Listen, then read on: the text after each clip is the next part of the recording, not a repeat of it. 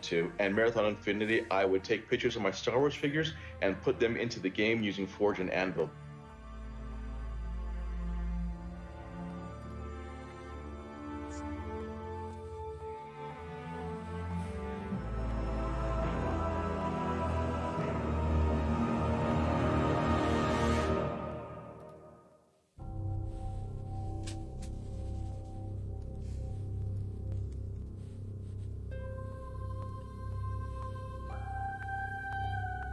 Okay, oh, stream starting. Oh yeah, it starts at 12. Good man, okay.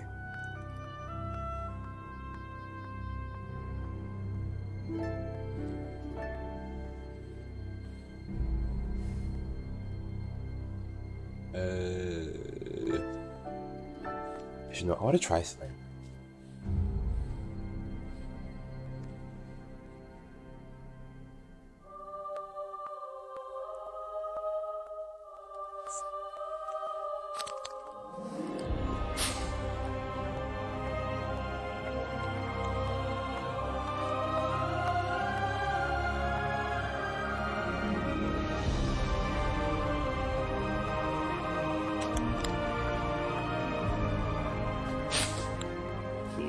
What's that sound? Is this from here? Yeah, stream it. I hear like a ticking sound from the stream. Oh my gosh. They said they're going to do a pre-show or something like that. 30 years of creating the games that we love, the games that I've grown up playing throughout my childhood, teenage years, and also my adult life. From the OGs, or my OGs, games I started on, the Halo 2s and the Halo 3s, winning championships in these games, from the collectibles and Reach. Amazing, amazing artmanship, craftsmanship, designing, coding, all these tireless hours you guys have put in to create these worlds. We need to get back to the city. It isn't safe here. From the Destiny 1, sanitary, and all of the lore that you started with, more collectibles, all the way to Destiny 2.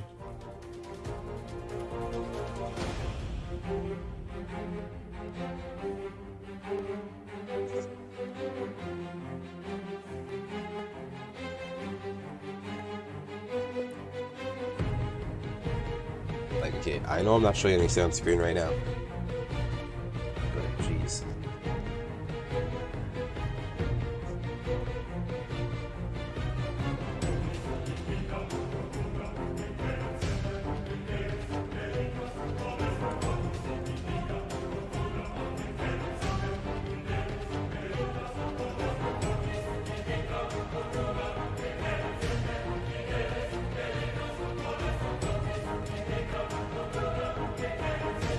Honestly, it probably looked like shit. I woke up like a couple minutes ago. Is my webcam gonna work? I don't think my webcam's gonna work. Honestly, this music's kind of loud. Well, I mean, it shouldn't be loud on the stream because I do turn down my desktop audio. Email Titans. I'm just reading chat. I'm like, okay. Well, actually, you can probably see chat on screen now. You know, I'm not on screen. I'm supposed to be on screen, but I'm reading the stream's chat. I'm not reading my chat. My chat's open, but I'm not reading it. It's not directly on the screen. Yeah, I'm gonna end this stream.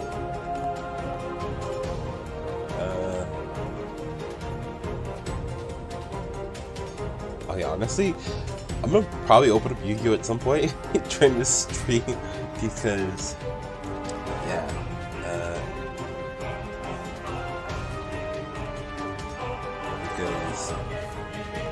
this is the forward stream. To say, this is the stream to gamer. put Destiny 2. From EGM giving Combat Evolved Game of the Month and Perfect Tens, to LAN parties, to Xbox Live, to the thank you screen on Reach, to the D1 Alpha, to my girlfriend showing up on the corner of my bed with the Destiny PS4 to play with me, to Rift at E3 and the Blacksmith shader, to getting to see Destiny 2 at E3 with Tess, to her marrying me, and to old friends still playing Halo at our wedding, to Day 1 Deepstone Crypt, to so many raids, so many friends, and to Tess still playing Destiny with me every week. Bungie has personally given me 20 years of fantastic memories, and I am forever grateful. Thank you. Like, honestly, I'm not really a Bungie fan. Nah, not really.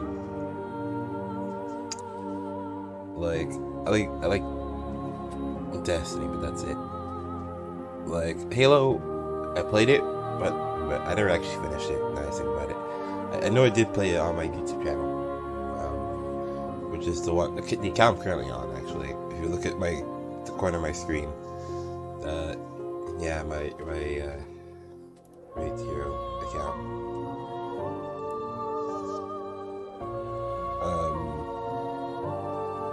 Jeez, what's going on with my webcam? And man, I feel like I'm like, my nose is clogged.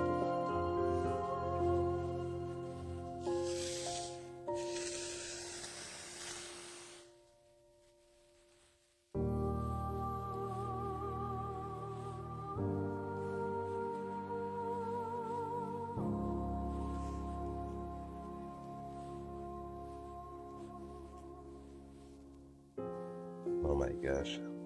As a content creator, I strive to build my community on positivity and compassion. My community, TCAT, has evolved into such an important part Anybody who says of that my life and has helped me has create never lifelong truly friendships. meant it. I've met so many amazing I've people always heard online people and who in say real that life because bash of the people really extravagant hard. world created by Bungie Like, and the they little used to end game up being called super Destiny. toxic. It's really funny. Some of my favorite and memories ironic. include traveling to Bungie to reveal the Taken King, going to GCX and meeting so many amazing people, and raising money for St. Jude.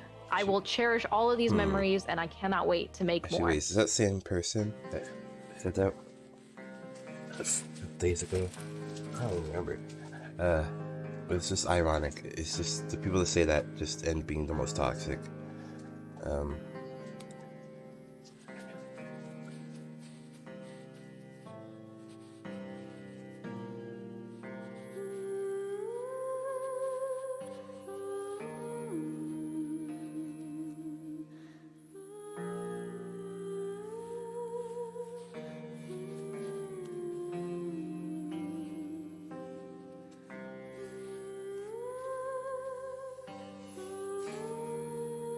Yo llevo siendo jugadora de Destiny desde la beta del 1 y yo diría que lo mejor de mi experiencia ha sido toda la gente que he conocido y lo que este juego me ha permitido mejorarme y superarme como I don't jugadora. think that's French. Lo más It's gratificante para mí han sido las experiencias en raids de día 1, la competitividad que estos generan Spanish? y los retos en solitario que esta magnífica entrega te permite realizar. Así que vamos a por Yeah, sí, otros more 30 años, Spanish. oye. Like,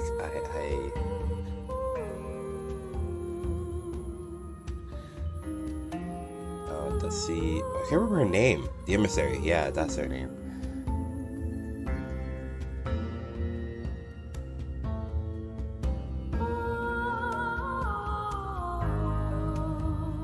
Like, man, I can't believe I forgot the name of the Emissary. Well, I think people were theorizing that the Emissary was Shiraido or something.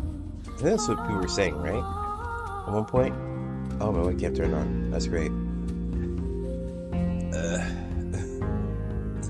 Jeez. Oh yeah, I don't have my lamp on. I usually turn on the lamp, but I forgot about that. It's like, it's actually, I don't know why that side's so dark.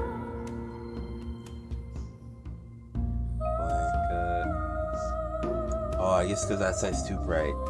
Yeah, that's why it's so dark. Because I'm streaming in the morning, but I usually don't stream in the morning. So It's gonna be dark. Oh my gosh. Honestly, I went for a walk yesterday. A really long walk. My body hurts. The toaster. I forgot what it's called. Joe, yeah, that's what it's called. It's.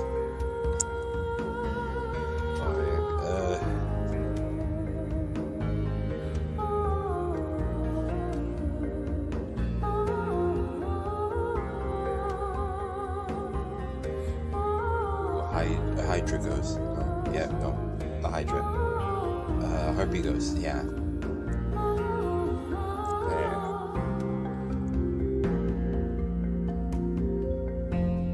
What was that? I'm just watching here, it works. Should I just pop open Destiny? And just,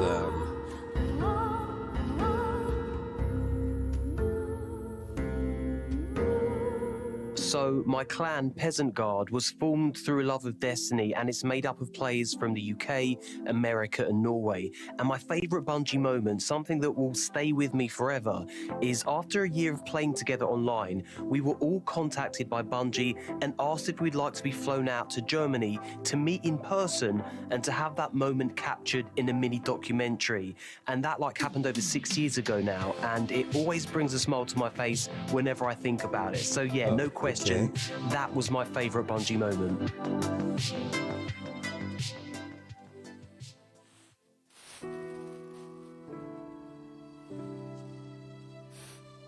Okay, I like that one.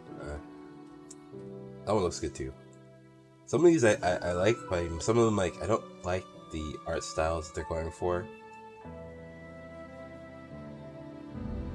This looks good, but I'm not gonna say which ones I like all the time, right? Which one I don't like either. I like this one as well. Yeah, it's the Felwinter Sword, right? That one. Oh, that one. That's the guy in Sing. Yeah, the Glycon. What gun is that? No. I am a former drug addict, and playing Destiny 1 kicked my drug addiction. And on my 5-year sober mark, I actually got the Titan Hunter Warlock class logos tattooed on me. And I also want to thank you guys for consistently putting out great games that help build a community.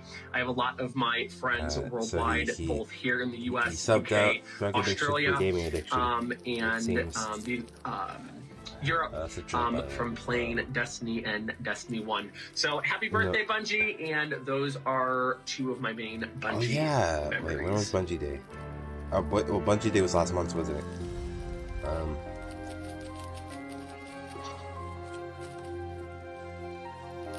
When was Bungie founded, actually?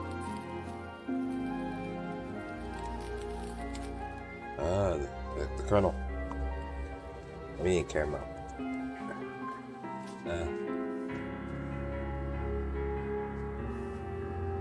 Red Delaware?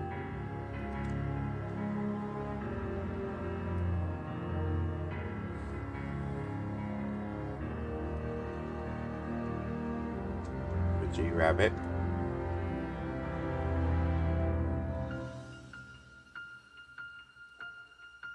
I think I know that set, or whatever, that armor specifically. I'm not liking this one, for sure. I'm gonna say that one.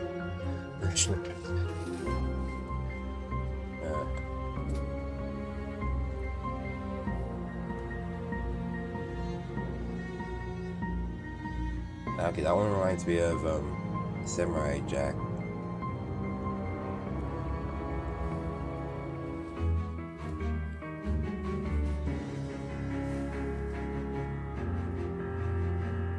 I'm just waiting. I'm just sitting here waiting.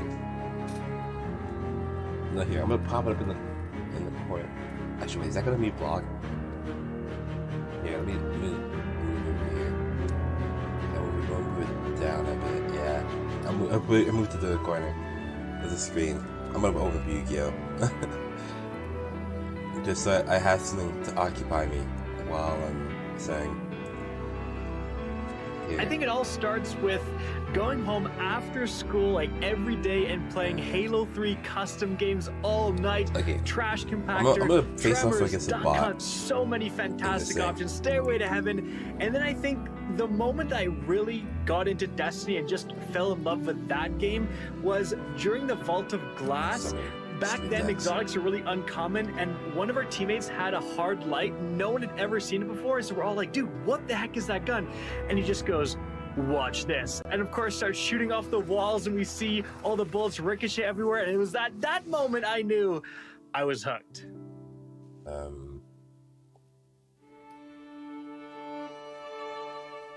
Okay, where is the deck I'm looking for? No, so it's down more.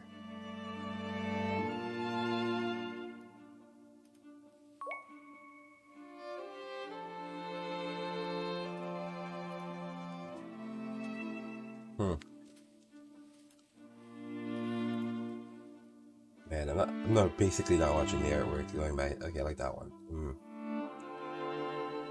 Actually, no, I want to. Okay, honestly, I kind of want to be able to rip my my warlock out of Destiny, so I can I don't know, do posing with him or something.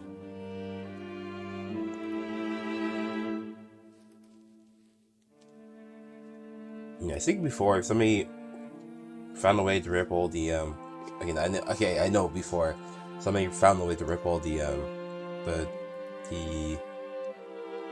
models from the mobile app for Destiny, and you ripped all the models from Destiny. You put them on the website, but it's like it doesn't have any bones and stuff in it. So if you put them all together, you have to put bones in it yourself. Yes, it sounds weird. Saying you have to put bones in it.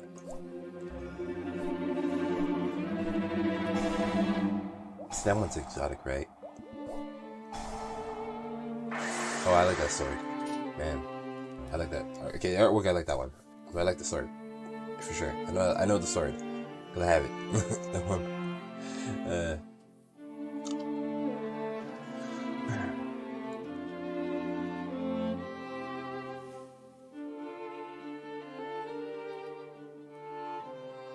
Mein erstes Spiel von Bungie war tatsächlich als Destiny 1. Und Destiny hat mein Leben verändert. Ich wurde durch Destiny zu einem Content Creator, der auf YouTube Videos hochlädt und auf Twitch streamt. Ich wurde auf verschiedene Messen und auf verschiedene Events eingeladen, wo ich einiges erlebt habe. Ich habe sogar Justin Truman, den heutigen Game Director, kennengelernt und mich mit ihm über Destiny unterhalten. Das ist eine ganz, ganz große Ehre. Außerdem habe ich sehr viele Bekanntschaften, sehr viele Freunde über das Spiel kennengelernt, wo ich heute sagen würde, das sind teilweise meine besten Freunde. Ja, Destiny ist geil.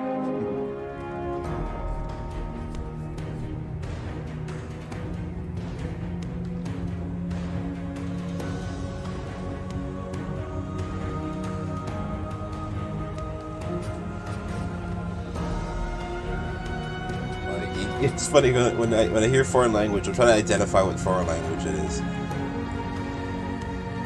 Like, well, technically French is not foreign to where I live. French is actually a second language, but I don't live in an area of Canada that speaks French that often.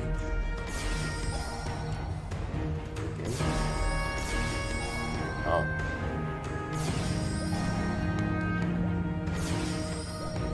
Okay, that is a stupid ass move. I don't know why it does that sometimes. It does take stupid moves where it pulls out a nice monster and then it pulls out weaker monsters.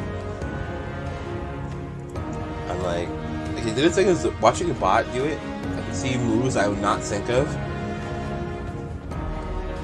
But I mean, the bot will do some stupid ass shit, and I'm like, oh my gosh. I'm like, who programmed you? And why is it so bad?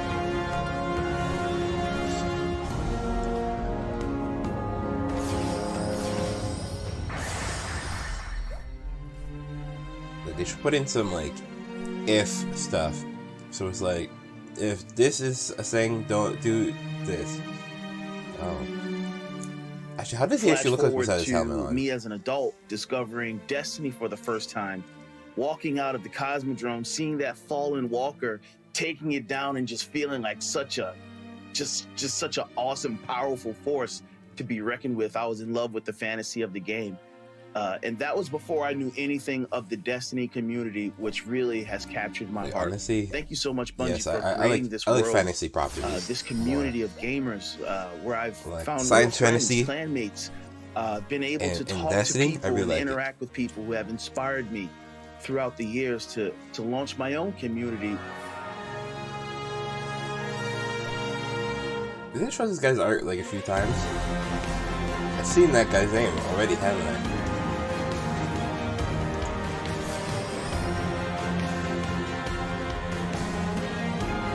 Yeah, okay, I like that one.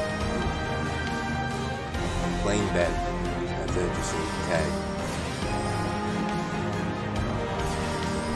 Let's see. Screenshot.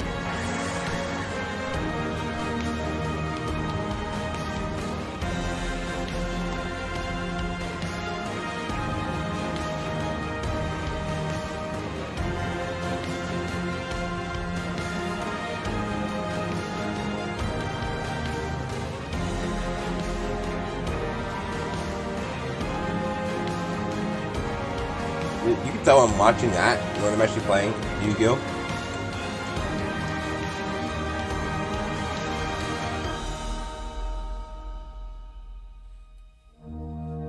Because I'm looking off to the side instead of straight at the Yu-Gi-Oh! Which is like at the center of the screen. That looks interesting.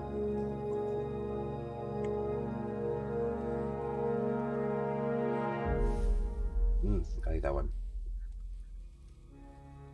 Bungie me ha aportado durante todos estos años algo increíble. Destiny forma parte de mi vida desde hace mucho tiempo y sin duda lo mejor que tiene este juego es que he podido conocer a personas maravillosas y poder realizar actividades con esta gente, tener su apoyo y su compañía a la hora de querer mejorar. Yeah, not sure. No tiene precio. Spanish again? Espero poder seguir durante muchos años más en este mundo y poder esperar con mucha ilusión y mucho hype todo lo que está por venir.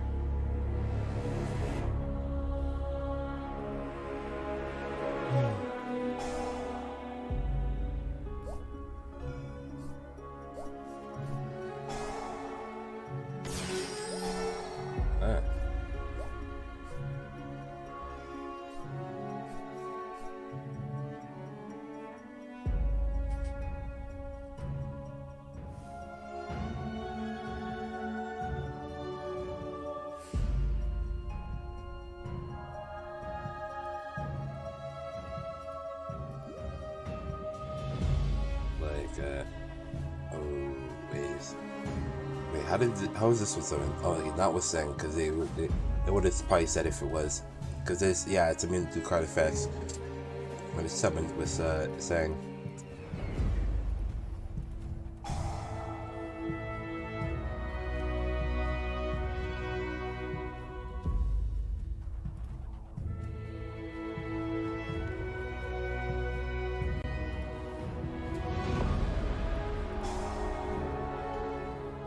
My favorite memory from a Bungie game has to come from September 2016. It's a work night and we're about done with the Wrath of the Machine raid when my friend messages us and says, you know that ARG puzzle that Bungie put out? We solved it. Here's a map, go stand in these very specific spots in the raid and see what happens. So we do it and these two monitors turn on and they start spitting out ones and zeros. And someone on the team's like, that's binary. I think that means we need to stand here and over there. Then, the mysterious diamond in the center of the room opens up, revealing the next step in a quest to get Outbreak Prime, an exotic weapon, and we're losing it. I stay up all night, finishing the quest. I get maybe 2 hours of sleep before work the next day. Figuring out how to open up the diamond in the Wrath of the Machine raid is my favorite memory, because it combines the two things about Bungie games that keeps me coming back: unraveling mysteries and sharing experiences with other people. I got the sneeze. But that guy's artwork again.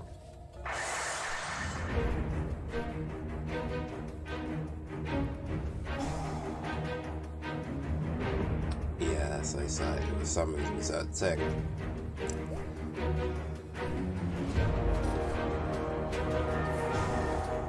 I'm just stalling so hard in this game.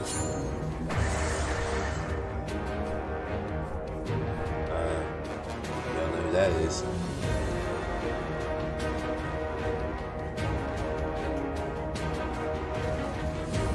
Oh my gosh, I just recopied those cards in my hand.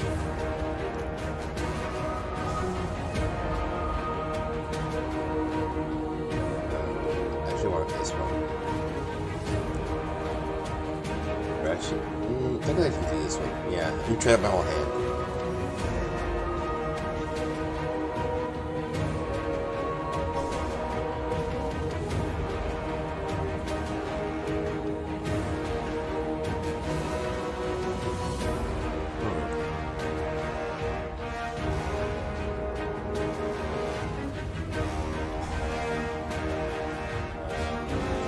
That one and that.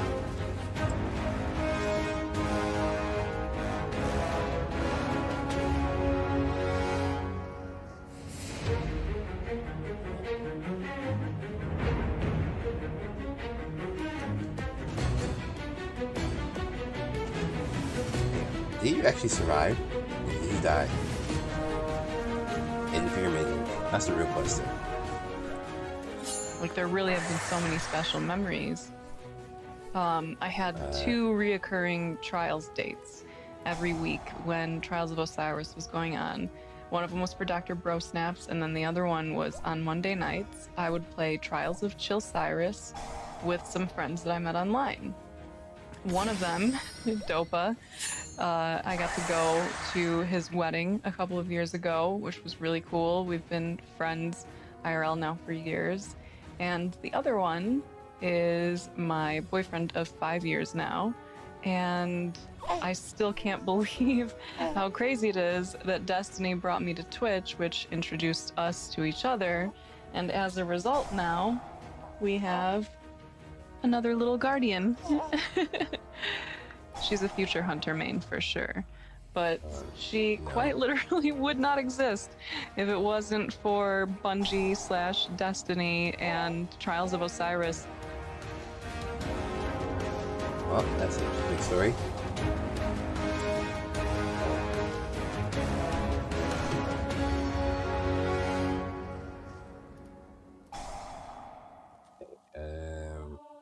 Maybe I should put this one down and then start playing stuff.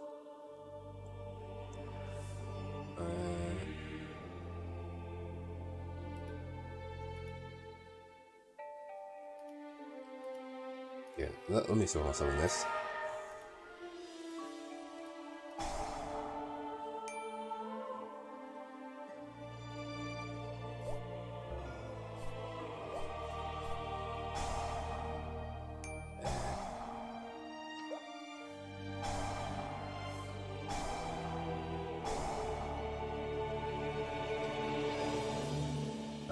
I need to actually work on my drawing skills.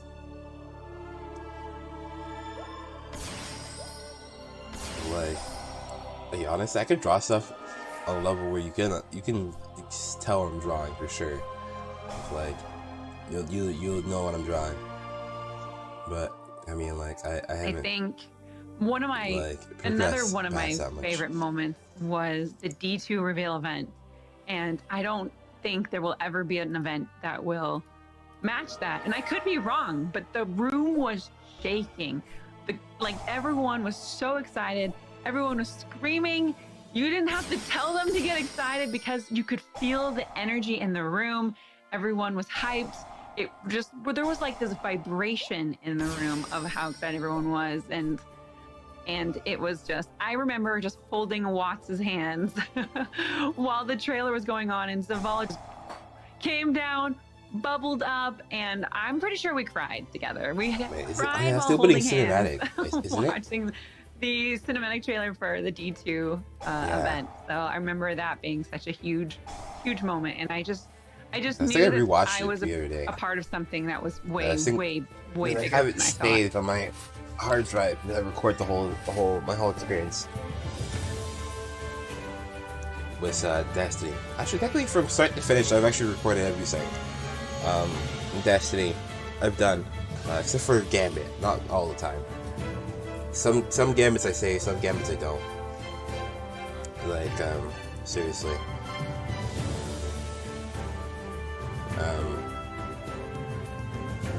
Actually, no, here, I'm gonna step away. I'm gonna use the washroom. No, that's not all.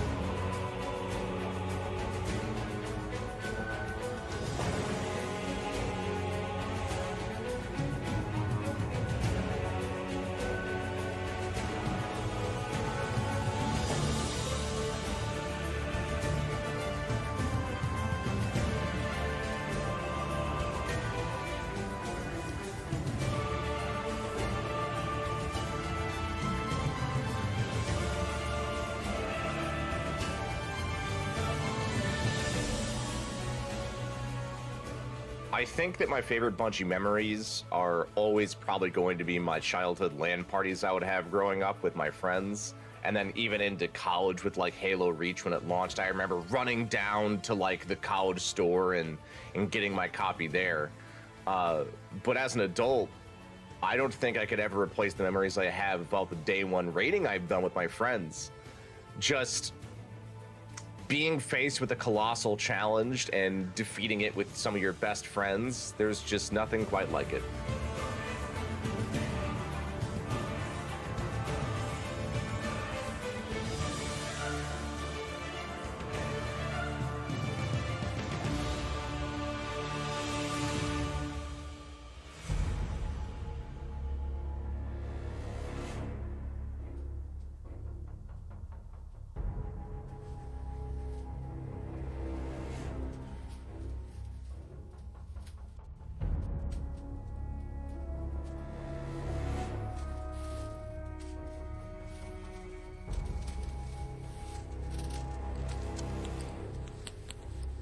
Okay, I am back.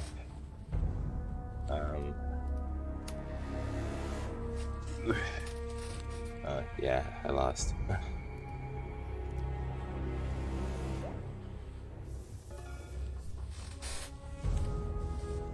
Actually, technically, wait here. I can move this over.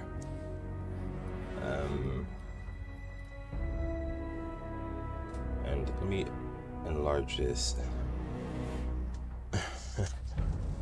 Jeez.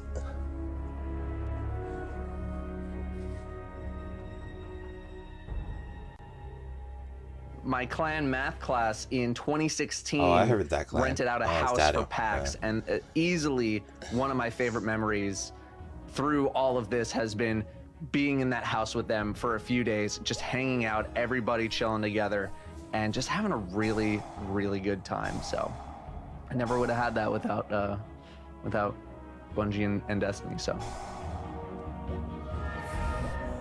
Like, okay, guys, stop kissing their ass so hard. Like, yeah, that's Destiny. I'd say it's a pretty decent game. It's pretty good lore. But the Bungie is not 100% that good of a company. I'm gonna say that. Like, here,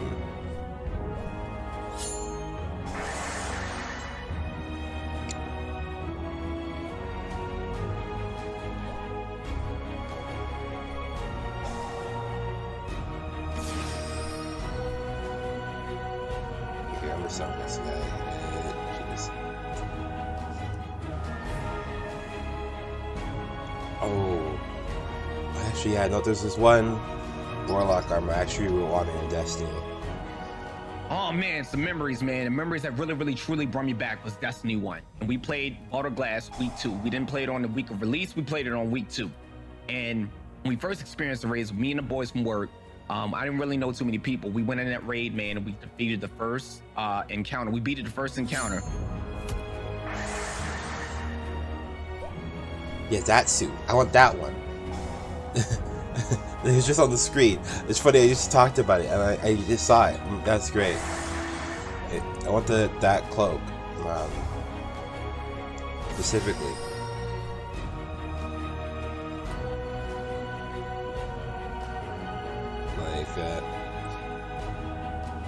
It's kind of ironic. It's just how it appeared right after I was thinking about it. Oh wait. Jeez.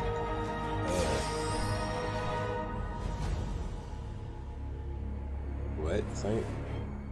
Put faces on like stuff? Why?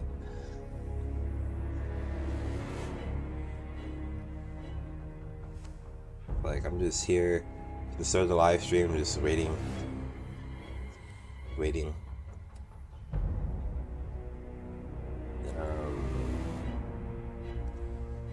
You know, the thing about Bungie memories for me is that it's memories of my friends, because Bungie games are about friends. It's 4 friends sitting in a room, everybody with their own Xbox, everybody with their own TV, and everybody yelling at each other because the one person keeps bringing the gravity hammer into the elevator, killing all of us. It's Destiny with a crew, 6 people, tired, long night, and you haven't beat the raid boss, and you want to beat that raid boss, and the last run it works, and you yell for 25 minutes before you log off. Okay.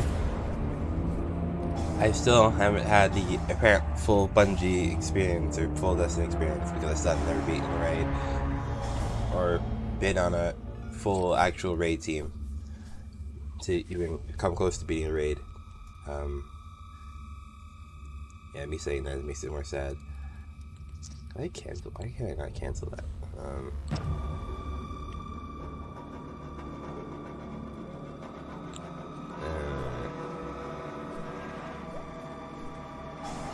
And like my body, like I did not expect me going on a. How many hour walk was that? Actually, it was a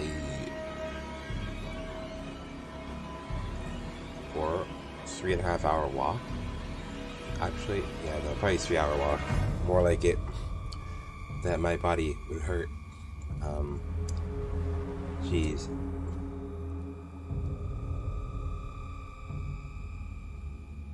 Experience.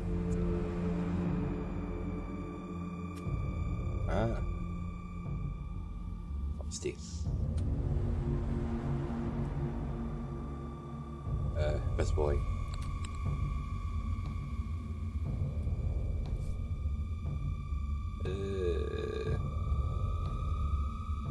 Put that one on there.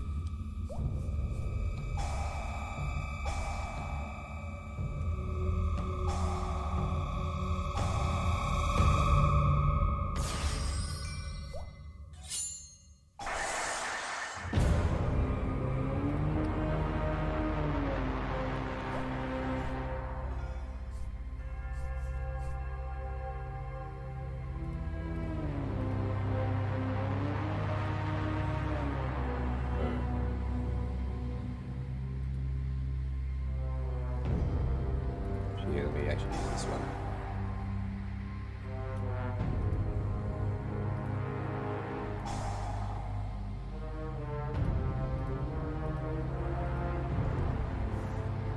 Okay, one more. I just need to head. And I'm done. I win.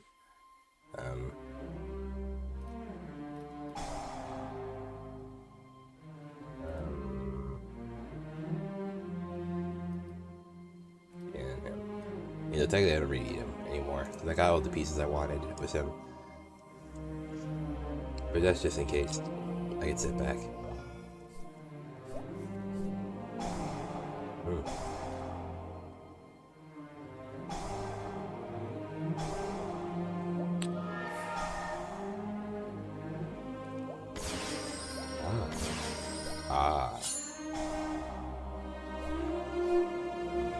Oh yeah, because the stupid bot's dumb, so it negates its own self.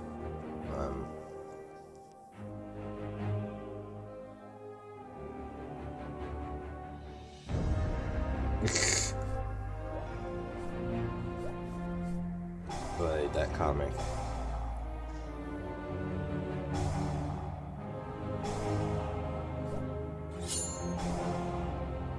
Get the bots down.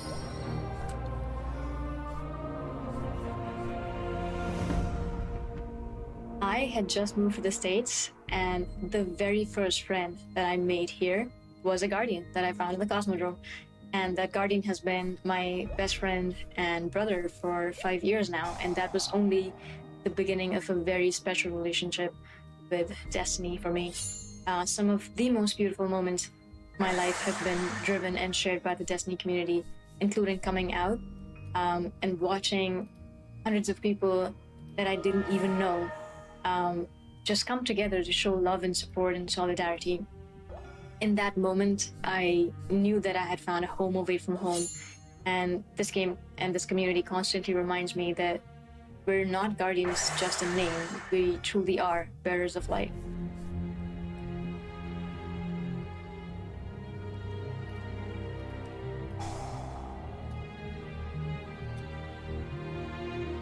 Chief's helmet.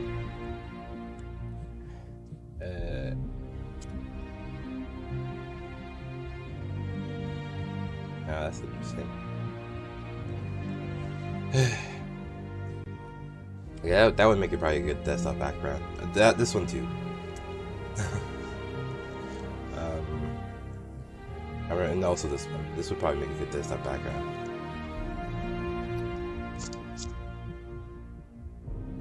Wait. I will show you guys my desktop background. You probably see my desktop background. Cause I think I do show them off once in a while when I'm streaming.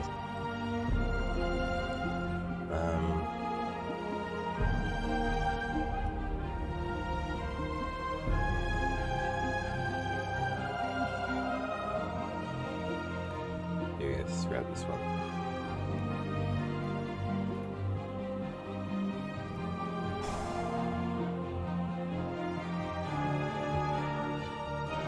Yeah, well, let me show off my desktop background. If I can... Nope. Here. There. My desktop background.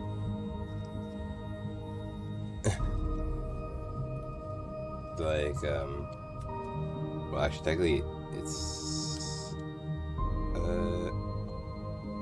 Here. Yeah, I just want to see.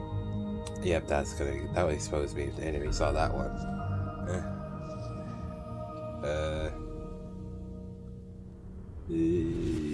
What's up, man? Yeah, if you guys just want to have a seat, it's just literally recording a conversation, so. All right. What could go wrong? So I was 11 when you started the company, but you're not that much older. Like, you weren't that much older. Like, what is the, like, take me all the way back. I guess that's true. Take me all the way back to the, okay, here. The moment where you're like, I want to do this. Yeah. There's a funny thing for, like, a lot of my life. When people would ask me, you know, like, how did this start? I'd be like, I don't know. It was kind of weird. I just, like, started making games, and it seemed like it was fun, and I kept doing it. And when I really started thinking back to my childhood, like, I've been obsessed all these with images, how it just rotates like off rules can change human behavior, and how you can all agree to play a card game by a certain set of rules. And the adults that I was observing, as a kid, they could play cards all night and laugh and interact in whatever way that they did. And yet you could take a different set of rules, for example, a set of rules that a 5-year-old made with the best of intentions. And the adults would, like, nod and laugh, but they would only play that game for, 3 minutes. And, like, that is, like, always fascinated me. And I realized, like, looking back on it, that I've been doing that, my whole life. And it, like, irritated my friends, and they didn't want to play. I mean, because we start as a game designer and you suck. Like, you're terrible. Like, your games are horrible. I mean, they're not even games. They're just, it's almost, you're just like a little tyrant trying to get people to do things. And I remember like I probably spent like weeks building this like really complex pen and paper adventure game on index cards, and I'd like drawn pictures of monsters and everything like this. And I remember finally getting, a friend to play it at school, and it was like the first dice roll, like some creature like killed his character or something. It was just like the worst possible, like outcome. And I was like, I was like in 4th grade or something. But some kids look at the garbage truck and are like, that big, powerful machine. That's what I want to be. But to me, it was the deck of cards. Like, I want to know how to control that. Like that, like power to build an experience that when people come into it, they leave with a smile on their face or more connected to the people around them. Yeah, I've been doing that forever. It's kind of crazy. Way before computers. And then of course, right, I saw games on computers and I was like, wow. My perception, based on all of our time together, has actually been like, you are more interested in the making of them in a bunch of ways than playing them. Like, playing games isn't like it's not an explicit hobby of yours. Like, you're educating yourself. It's more work, but it's like you're always making stuff. Yeah, I think this is true, and I feel a little bit like guilty about it sometimes, because I think it is the most dangerous thing as a designer to enjoy the making more than the playing, right? Because the number of things you can enjoy making is infinitely larger than the number of things that you can enjoy playing, right? Much less other people can enjoy playing.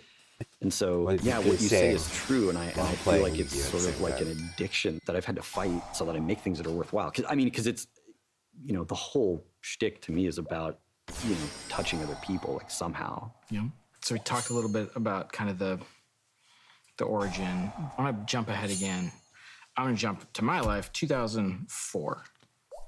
I remember I finished the campaign for Halo 2, and my friends and I got distracted a bunch by the multiplayer, and I finished it the same night I finished Metal Gear 3. And after I finished both of those games, I went and watched this Vidoc, the documentary that, like, I look at now, and I met a bunch of y'all, and I'm like, oh, I didn't pick up on all the, like, human suffering in this documentary the first time I watched it. Do I get to sign your? No. Do you remember this? I looked for it actually before I came in today. I don't think I have it anymore. You don't? Yeah, no, I remember the sweatshirt. Yeah. Okay. Yeah. Okay. Yeah. Yeah. So this is what is this from? Like, what is this actually? I've like wondered this. Like, what is this? It was just like, what? It said Osiris on it. I thought it looked cool, and yeah, I bought it. I have no idea. Sadly. Right. I have no idea what it was. Yeah, I still, to this day, I remember the sweatshirt, right? And this is this moment that I became like aware that humans make these things, because otherwise it was like magic, right? There's nothing in 2004 about, look at these developers making stuff that you care about. That's not, like, there wasn't really much of, like, the internet sucked too. Like, you didn't have, like, look, you can access these people, and none of that. It was a totally different time. So I'm watching this documentary, and this dude shows up, and the paraphrase is like, like the cynical gamers who something doesn't grab us in 5 minutes, we're gonna turn it off. And it was like, I was like, oh my God, it was like I was spoke to, and I have I'm like an English degree, like I can't make games, I couldn't write any couldn't write code or anything. I just remember feeling as like a player, like super duper spoke to in that moment. And so we come out of the building a game, like building it by yourself, and talk now about like the team has changed. Like, building teams has changed. Like, the way you think about building teams has changed. The way like in the however many years I've been at Bungie now, in the fifth, like the way the company approaches building teams have changed. Let's go all the way back to Halo 2, like building the team for Halo 1 and Halo 2. Yeah, I mean, I think if like past Jason was here, he would disagree with a lot of stuff that I'm going to say, but I think compared to the intentionality that we, try, sometimes exhibit, know we should have about building teams and how important teams are. Back then, it was almost just this, snowball that was rolling downhill of people who, liked our games and came to the company, and, then, the snowball rolled a little faster, and it was yeah, it was just a bunch of people trying to do their best, trying to recreate the feelings that they had, you know, when they played games. And you can get the best pretty people to far hire on- for on making passion and talent. sequel, but it sometimes makes are things genuine really, fans of the really originals. hard when you're not being thoughtful about the organization of the team, the design of the product relative to the resources and time you have. And yeah, it made Halo 2 super challenging for a bunch of reasons. But yeah, I don't know. I guess that's, yeah. And past Jason would tell me, like, you're an idiot. We were thinking about all that stuff. You just had to learn. But like, when I look back, like, he wasn't thinking about that stuff, you know? What was he thinking about? I mean, he was just thinking about the game. But I mean, I don't know. I always think, I mean, I think my past self is like not really that sharp because I mean, every year we've learned so much, I feel. And so I look back and I think that, you know, that guy must be an idiot. Because look at all the stuff I learned just this year on Halo 1. Like, I didn't know anything. But I go back and, yeah, I found one of the notebooks from Halo 1. Like, that guy wasn't an idiot. Like, I mean, there's stuff that, you know, he didn't know, but there's a lot of like super interesting exploration and thought and like possibilities that, you know, didn't end up in the game in there. And yeah, so I don't know what to make of that, because I feel like I've learned so much, but when I go back, I'm sort of like blown away by, you know, what was happening in my mind. Yeah. It's pretty embarrassing when I think about like I think about my life in terms of decades and like what are like the big lessons from the decades. And when I like articulate one of the like a lesson from my 30s, it's like so embarrassing. Give me one from yours. Yeah. Oh man. I mean, I started Destiny 1 not understanding the value of having at least somebody on the team who cares more than anybody else about, what the team is missing, what the team isn't admitting, who on the team isn't talking to each other, where on the team are our dreams incompatible with the calendar, or our dreams incompatible with our ability, or our dreams incompatible with the hardware that we need to run on. And I saw production as, you know, a calendar and a schedule. And it's true that a schedule is a thing that you use to sort of test people's understanding of reality, in the sense of, you know, can the things we want to do fit in the time that we think we have, and how are we tracking against that? But I saw it as like an end in itself. And of course it irritated me and I, you know, didn't pay attention to it. But God, like embracing all that stuff is a thing that will be front and center. You gotta be more realistic. Anything that I do. I don't feel like people anything nowadays I do are in the realistic. future. I think it's making sure everyone on the team has an objective understanding of reality and doing anything they can to fix it when that isn't true. I didn't understand that when I started Destiny 1. Destiny 1 made me understand that. So what I want to talk about now is where computers are heading. Mm-hmm. Where's it going?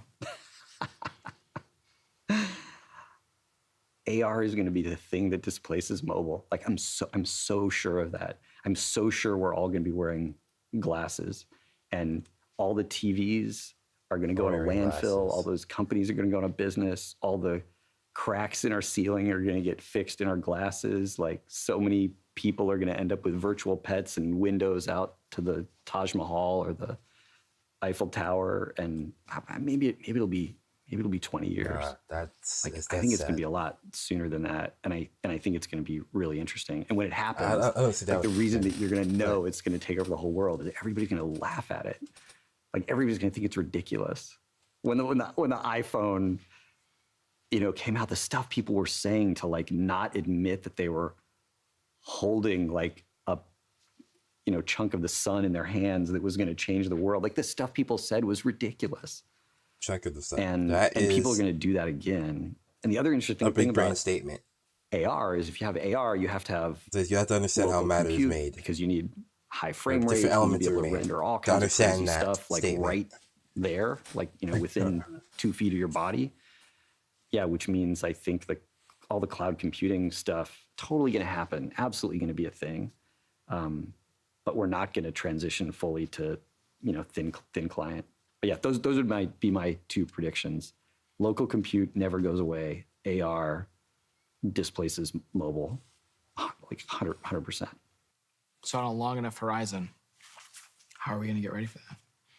we got, like the, it's a great question, and I think the answer is like we already are. Like I don't think what's going to happen is there's going to be a whole new slew of games that can only happen in AR. I mean, there's definitely going to be some, but I think in a lot of cases, what's going to happen is people are going to, throw away their TV and have a way bigger TV, or they're going to go to a totally virtual space that has a bigger, screen, and they might play some tabletop or strategy games in a different way. But I think people are always going to be playing first-person shooters, with some kind of input device on like a virtual, window in their visual field. And so I think a bunch of the stuff that we're great at doesn't. Does he know that VR exists? Yeah, get tipped over by this. Like, I've been playing first-person shooters for like how many days now? I played through Bungie games. Half-Life. Someday. Alex. Not the company's still there, but I think a lot about my life through the lens of. I'm actually not sure that I did play through Half-Life. I think it's like. I think it's like completely busted. I don't think it's like a thing a normal, like reasonably sane human being would do, but I think it's a simple way of summarizing your existence, and it's the acknowledgement that these existences sometimes come to an end. The question I want to ask is about Bungie's epitaph. What is that simple distillation of what Bungie is? The tombstone-worthy distillation. I was on the 271 coming back across the bridge home, one night on the bus, and these two guys in front of me were talking, at first about college. Like they were older, but they'd obviously like gone to college together, and I think they worked together.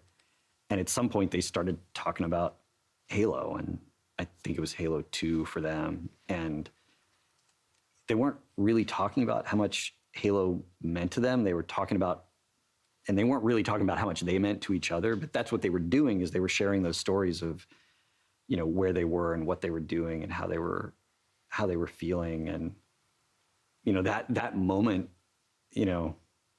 that's like still keeping me going. I mean, that might fuel me for the rest of my life. And it's not the only time that's happened, but you get a few of those, and, that's all I want. It's just people sharing memories in an experience that, wouldn't have existed without, you bleeding buckets of blood into the, whatever code or design or something like that. That's what,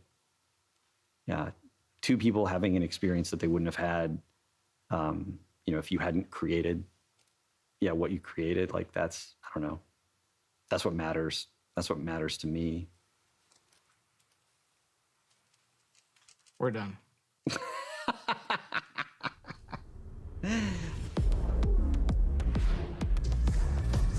We're just going right into like the trailer, huh? This is what I brought you here to see. Beyond light! This is just a tool. It's an ice tornado, dude.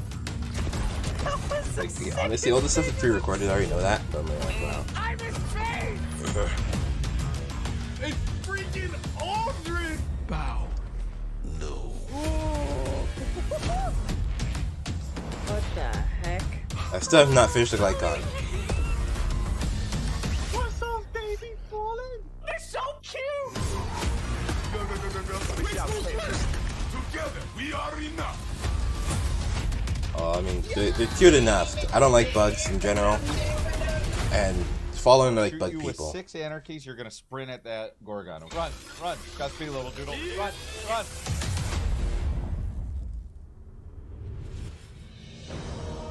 Okay. It's happening. It's happening. It's happening now. It's happening. Like. Welcome, Guardians.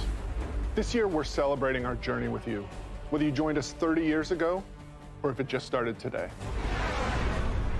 This game is in our blood.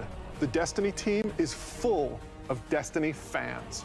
folks who came here because Destiny was their favorite hobby, folks who log out from work in the evening and log in to play with their clan. The team we have today is committed to relentlessly upgrading this game that we all love. We aren't happy with just another mission. Instead, we want to push the limit of quality you can expect in an action MMO with uniquely Destiny experiences like Expunge and Presage. We are committed to delivering the best mission content that you can play in any game with a friend and having the best feeling action game, period. Like me my action games. And this shows through in the passion that we see for Destiny 2. Since we declared independence 2 years ago, the Destiny community has grown by over 20 million new players. And it continues to go faster than we ever could have predicted. We're grateful to be a part of this amazing growing community that you all have created. You represent Destiny. You help make it better every year, and you are so welcoming and supportive of every new Guardian that sets foot in the tower. And only a handful of us are going to be up here today.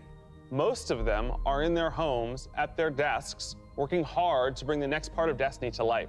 It's a huge honor representing such an incredible team and introducing the next chapter the split of Destiny keyboards, 2. just no, so, why? Without further ado, this is the Witch Queen. Okay, show me, finally, show me. Actually, no, I should probably be.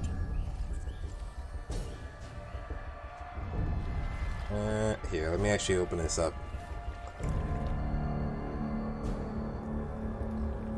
There, like that. Truth is a funny thing. Does it live in the world or in the mind? Truth lives in the world, by definition. Is it constant? Or can it be bent?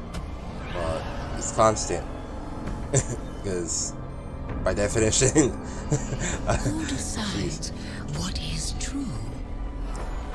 No one. In this universe of light and dark, there is no greater power. Tell me, little lights. What is your truth now?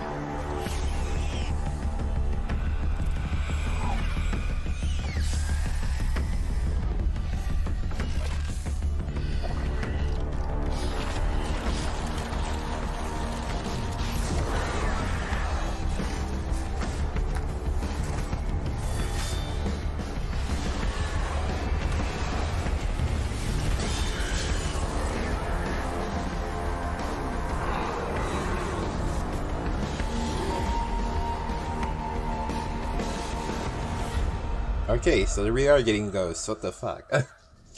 That's wow. Oh my god, James. Savathun is serious. I think she's the most dangerous villain we faced yet. 7 years we've been building up to this moment, and she is finally stepping into the spotlight and showing us who she really is.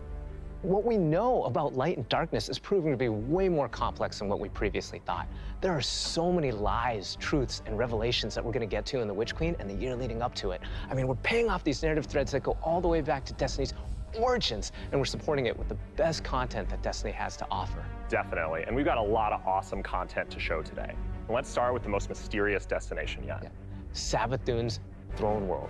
This is an uncharted wonderland of secrets and lies. It's this place that she's created in her own image, this surreal and majestic, light-blessed world. She has this castle that she rules from. It overlooks this dark, swampy underbelly with this lone pyramid ship out there. It's the future world she wanted to create, built atop the darkness that she left behind. And Throne Worlds, they're a deep part of Destiny lore. Powerful entities create these pocket universes, and when we're there, we have to play by their rules. But now, our own light powers are being used against us. I mean, she has this whole army of Hive that she's ascended to the light and brought along with her. These are the Hive Guardians, and they are the backbone of her new army. We've talked a lot. Let's show a little. Let's take the first ever look at the Witch Queen gameplay. Okay. Savathun, the Witch Queen. Hive god of cunning and lies. After the death of her brother Oryx, Savathun went into hiding. Not out of fear, of course, but out of strategy.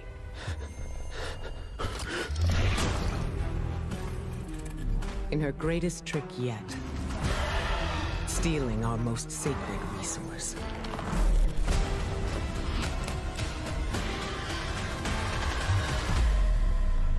The one thing we thought she could never touch. The light.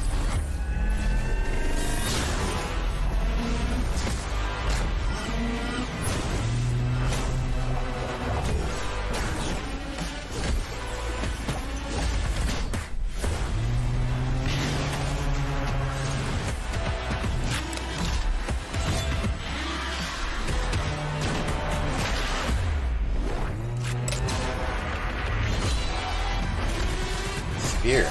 Nice.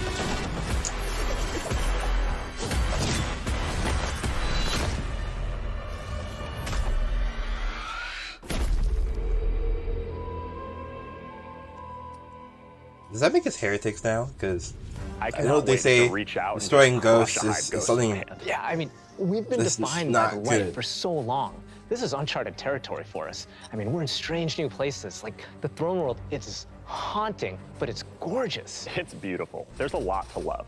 There's a few things we saw in the trailer that we haven't talked about yet. Savathun and her Lucent Brood. This is the biggest threat Guardians have faced yet. Lucent so we need to find new weapons to match their power. The Glaive. I love this thing. It's brutal and elegant. It's this new energy weapon with melee abilities, mid-range projectiles, and It's an defensive energy capabilities. weapon. It's our first ever first-person melee weapon, and it is such an awesome tool for the battlefield. Actually, wait. Oh yeah, I didn't realize that. It is the first-person melee The Glaive weapon. feels so good. Just jump in and unleash these brutal melee combos and transition right to an energy blast. It's really powerful and has a lot of utility.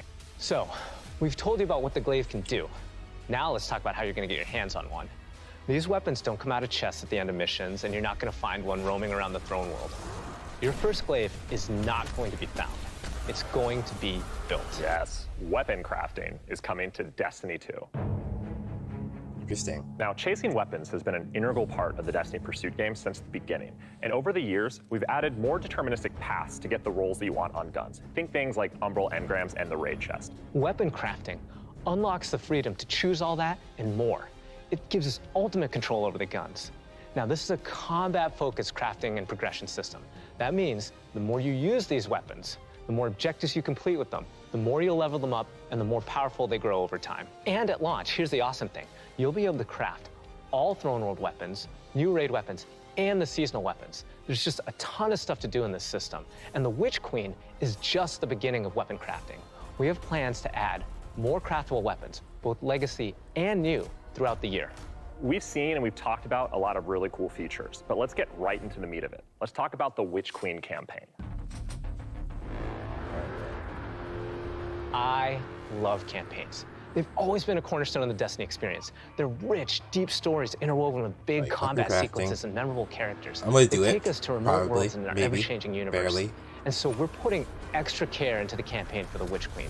We want you to feel those goosebumps when you step onto the throne world for the first time and come face to face with Hive Guardians. And every one of the missions has its own unique fantasy. Like, what does it feel like to storm a castle or just go straight into the depths of hell? If you like games with standalone campaigns like Doom, Titanfall 2, God of War, and Halo, then the Witch Queen is for you. Okay. So, in addition to our classic normal mode, Legendary is our tougher, aspirational version of the campaign, where the enemies hit harder and respawning is heavily restricted. So every battle is a so you gut can actually punch. get to replay it. Every boss is a worthy adversary. I'll actually do it's that. gonna hurt. You might Actually tap do like out. replaying. If you persist highest and you difficulty. get to the end, your time will be well rewarded. Whether you want to play solo or with a fire team, the difficulty will scale based on how many people you bring. Before we go, one I wanna last play trip solo, down memory like lane. always. I remember camping out the Predator for Destiny 1 because I just had to have the Ghost. To me, it was like the symbol of Destiny. And if you care about that stuff like me, you're going to want to get your hands on the Collector's Edition because you're going to get a Hive buddy to go up on the shelf with it. Nah, F that shit. I don't want that. Like, destroy it. I would be a heretic and destroy it. No.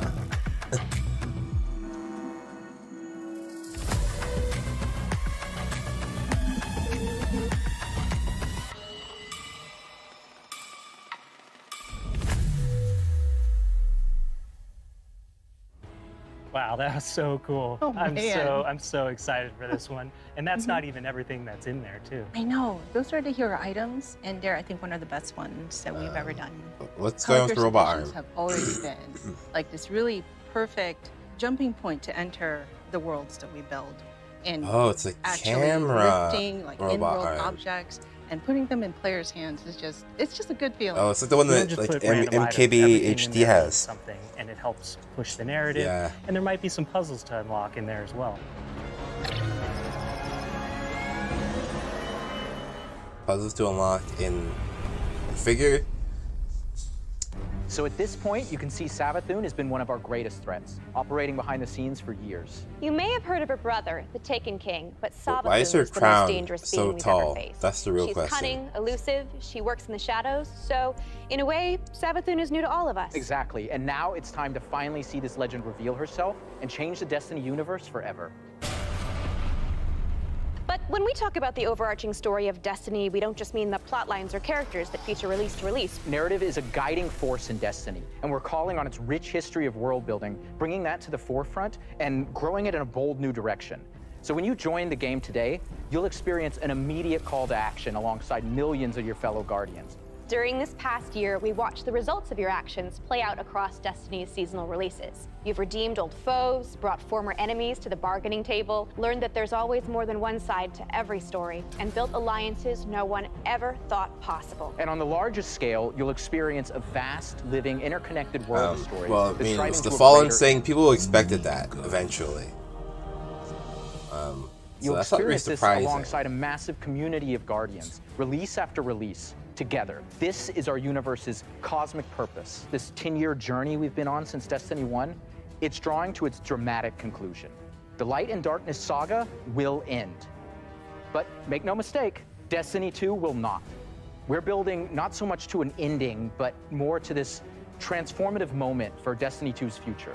Last year, we announced The Witch Queen and the following expansion, Lightfall. And now we're excited to announce the release after Lightfall, the final chapter in the Light and Darkness saga, Destiny 2, The Final Shape.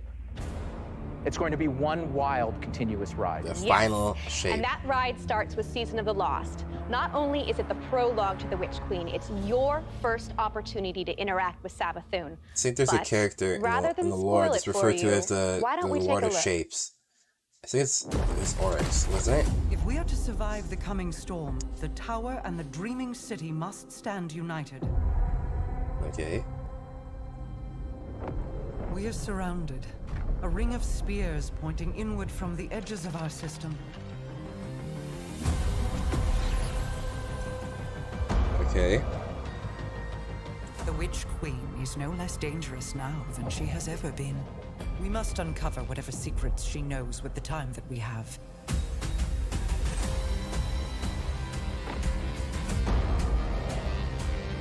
Relight the Path through the pathways stars. of the Ascendant Plane and guide my people back to me. Oh. There is a Shattered malevolent realm. force at work in this plane, Guardian.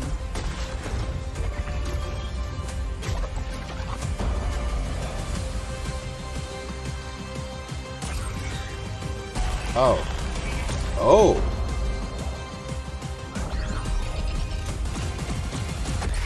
Your knack for violence is needed.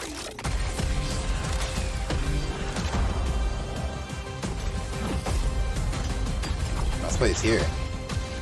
Wait, Crossplay is coming out today? Gee, wait, I just forgot this is coming out. This is what's coming out today.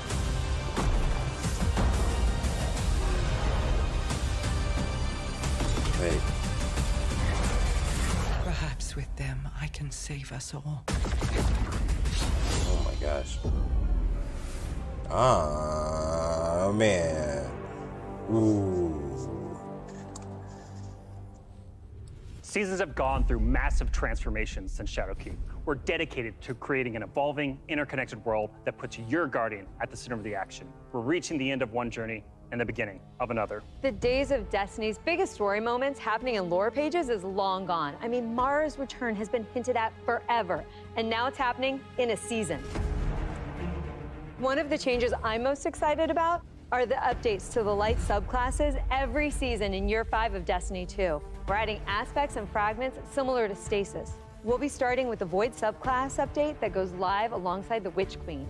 But the Witch Queen is only the beginning of what's to come, and Season of the Lost is the prologue to that story. It starts off with Mara Sov's return to the Dreaming City, and with her return, all the awoken technology comes alive. But the Hive God of War, Xivu Arath, has reemerged and has Guardians and Mara in her sights. Guardians must forge a path through the Ascendant Plane to save Mara's lost coven of witches before Xivu Arath can reach them. And to aid you in this task, you'll have the Wayfinder's Compass. The time is at hand. The beacon is shining bright and the ley lines are set in place. It's an ancient awoken artifact that gives the wielder the power to uncover pathways, secrets, and treasures within the Ascendant Plane. There's a plethora of new weapons coming, including a suite of legendary stasis guns that will stop your enemies cold. Cold. The armor makes you feel like you're a member of Queen Mara's court. And no season is complete without new exotics, and Season of the Lost features one once intended for Uldren.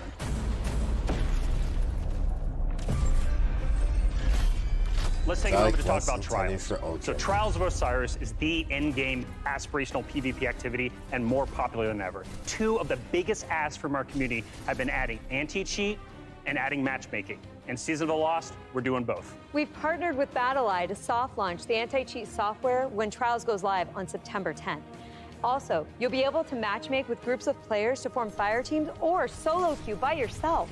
And we've remixed how rewards are distributed to give all players the opportunity to earn some of the best weapons and coolest armor in the game. That's right. We're shifting away from winning matches as a primary way to earn loot, and instead, winning individual rounds and completing matches will allow you to earn some rewards. But Going Flawless hasn't changed. So if you want to flex those PvP skills, the Flawless chest will still be the only place to earn adept Trials weapons and unique cosmetics. All right, so the next chapter in Destiny begins right after this stream with Season of the Lost. Return to the Dreaming City with Mara Sov and learn the mystic art of wayfinding. I'm so excited Crossplay is going live today. And today is your first opportunity to jump into Destiny with friends on any platform from all over the world, playing together. Okay.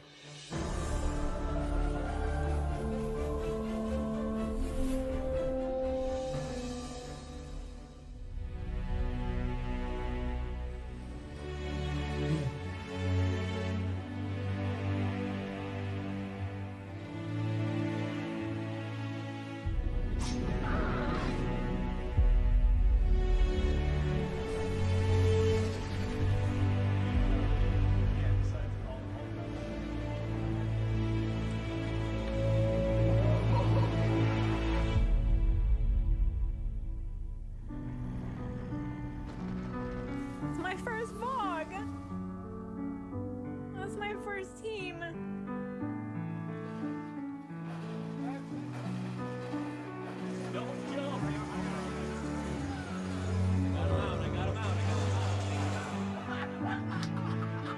Can we jump ahead? Can we get to the point?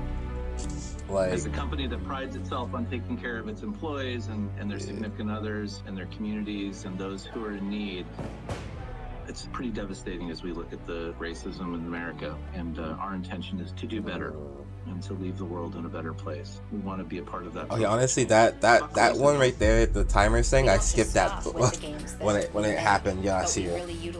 I walked away. I just walked away. And I came back and watched the stream when the stupid timer was done. Like, and yes, I do know what the timer is for. The timer is based online, but still. Destiny servers are live. This adventure has begun. It's awesome. Like, there's way more information that came out about that situation that people don't know about.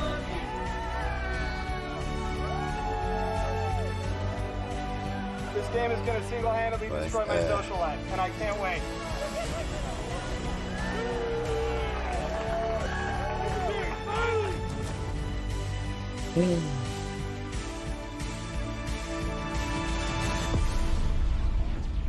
All right, Guardian. Time to kick him where it hurts.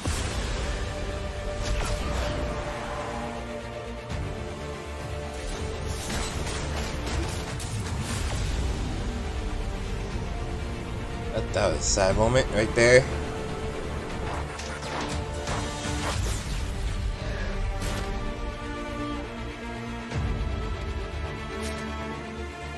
This is going to hurt. A lot.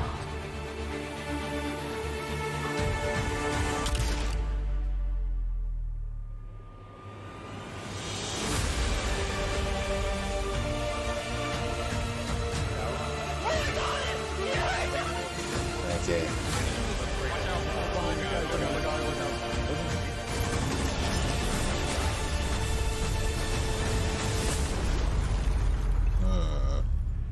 This is great.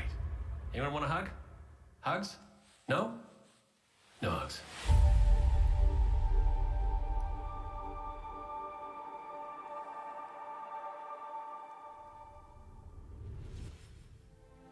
How do you follow that? Wow, 30 years. And I remember when Halo first launched, and my friends and I completed the entire campaign in a single epic play session. And as the credits rolled, I knew that Bungie had transformed console gaming forever, and that I would be a lifelong fan. Yeah, it changed how we played games too. I remember getting together with friends for Halo weekend LAN parties. We had so much fun. And 30 years of Bungie games is something special. It's something worth celebrating together. So we're gonna have a party in Destiny 2. Starting this December, we are launching the Bungie 30th Anniversary Celebration in Destiny 2. Free for all players, the 30th Anniversary Celebration will offer a new 6-player matchmade activity, secrets to unravel, and rewards that commemorate our long and storied history together. And that's just the beginning. In addition to the free event, players can also purchase the Bungie 30th Anniversary Pack that includes a new treasure-themed 3-player dungeon set on the Cosmodrome within the fabled Loot Cave. Players will plunder its depths to discover an exciting new Thorm-inspired armor set and fan-favorite Destiny 1 weapons like Izaluna and Thousand Yard Stare. It even has the Claymore sword from Myth. Purchasing the pack unlocks a range of awesome Bungie-themed armor ornaments and cosmetics to collect, Wait. including ornament sets inspired by the Bungie 30th Anniversary Celebration and Marathon. So you pay money The dungeon to holds enter the one more loot cave. secret. The crown jewel of its weaponry is a Destiny 1 classic. Gjallarhorn is making its long-awaited debut in Destiny 2. We're going to take its iconic status to the next level. Galley has been carefully updated for the Destiny 2 sandbox. So, this December, join your friends and collect exclusive rewards during the Bungie 30th Anniversary Celebration. But the party isn't only happening in Destiny 2. We've partnered with Nerf Limited to create a functional, dart-firing Gjallarhorn. We'll have more on that soon. And that's not all. Here's a look at some of the incredible loot we've made over the years and a sneak peek of what's coming up.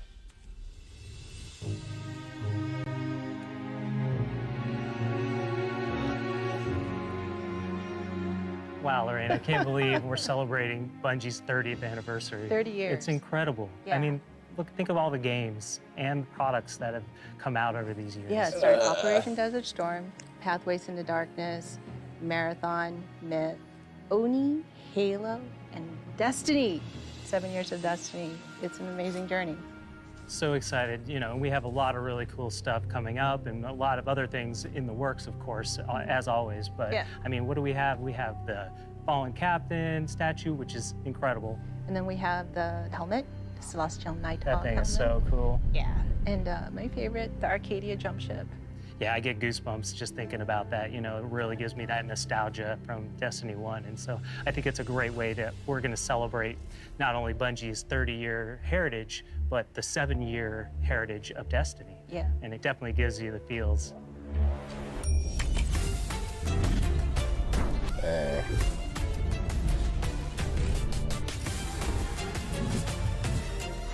See, that is why I use the arm for it.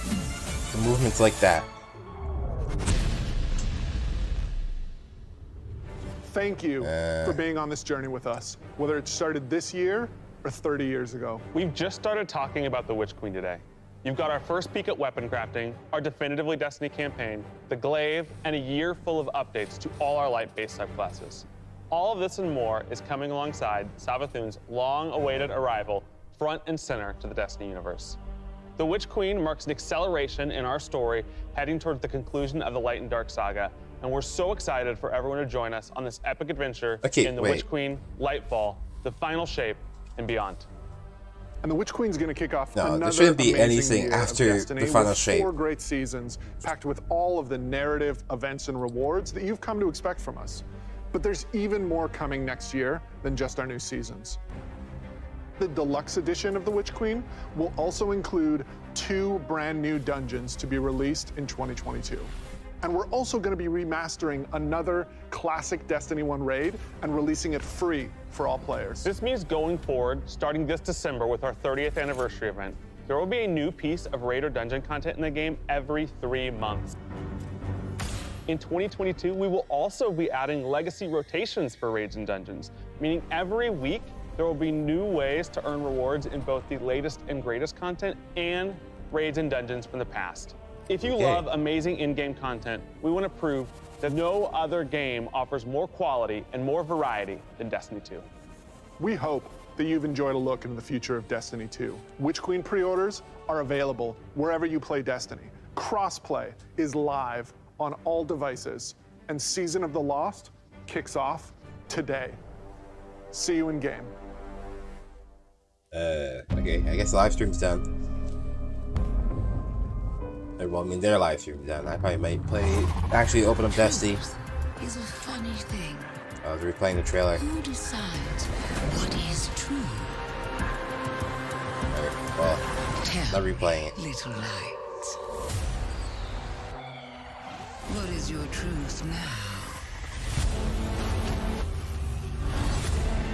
The Witch Queen is no less dangerous now than she has ever been.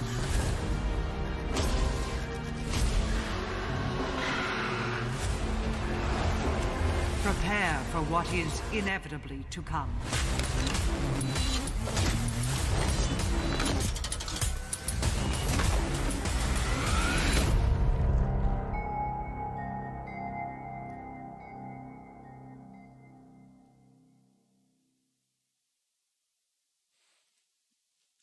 Okay.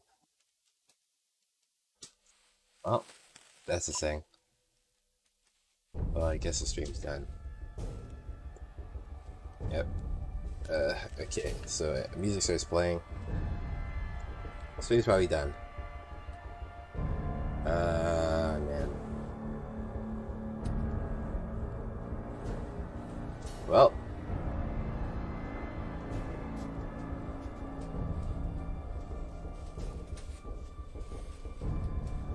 Yeah, really honestly part of the stream summed up why I kind of don't like Bungie as a company. Well, I don't really like a bunch of companies for the same reason, but still. Like, just...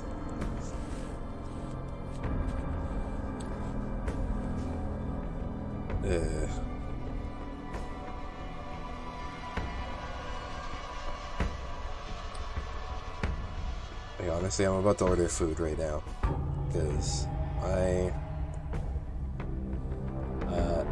am hungry.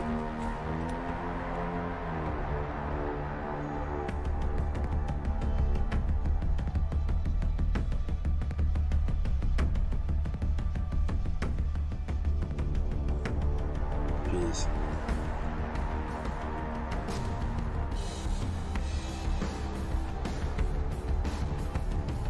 Okay.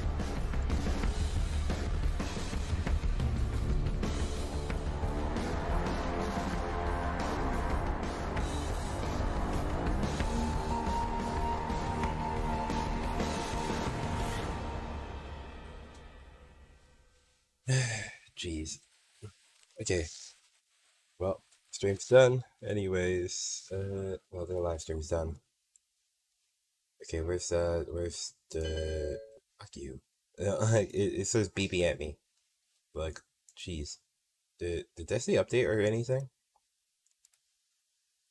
Should it be live now? Alright, saying? Yeah, let me open the game. Let's see if an update pops up after I push the game open. Push the game to open. And okay, so weapon crafting. This is gonna be a thing now.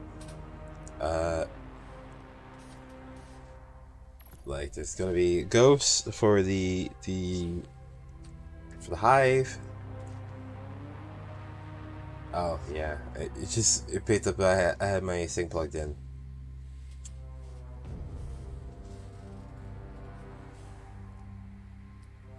Like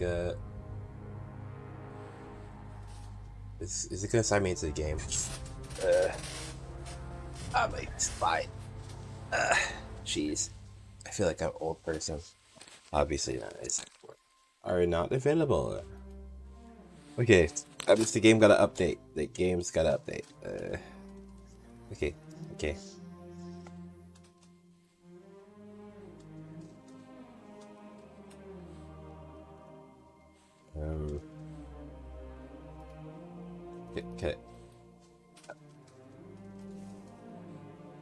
Okay, here. There. First closed it. Okay, so Sang is gonna have to update. Can I automatically trigger it to check for update? Jeez. Okay. So when is thing supposed to go live anyways? Like the Season of the Lost? Well, now I get to spend more time in the Dream City. I haven't spent enough time in it. Like Sang.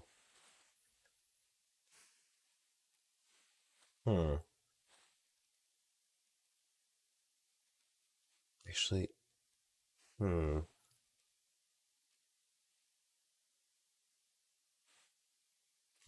wait, that's not.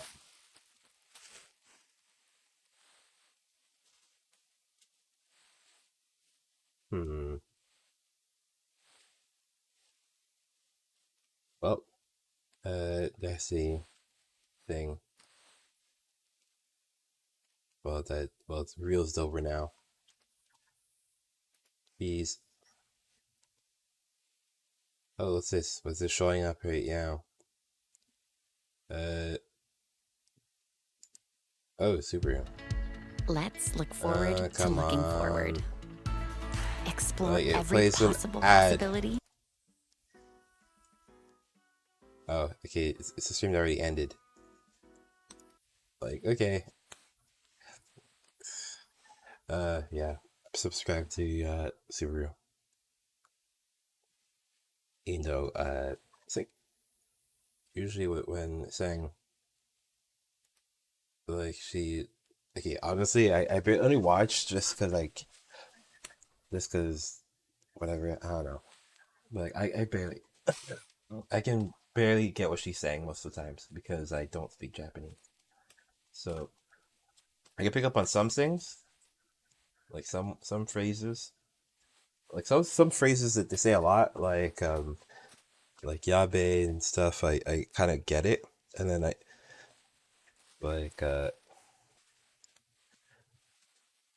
think there's yameo. I think it means stop.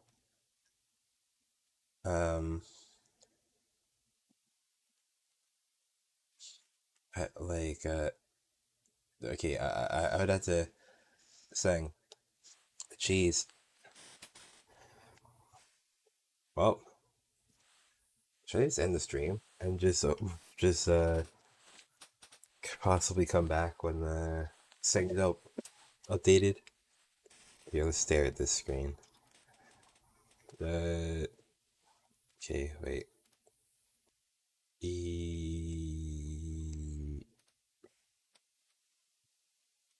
How do I make it check for an update though? That's the real question. Properties? Updates.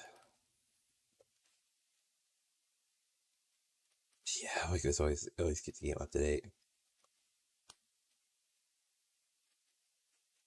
When I launch it, oh my gosh.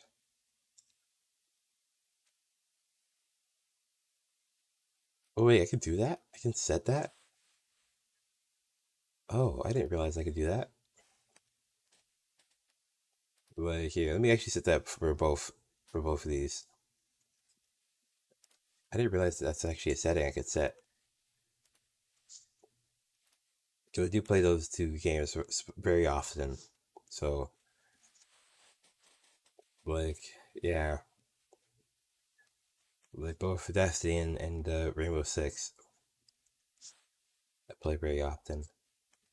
Because okay, actually, I think it's pretty common for people to have a rotation of games they like to play.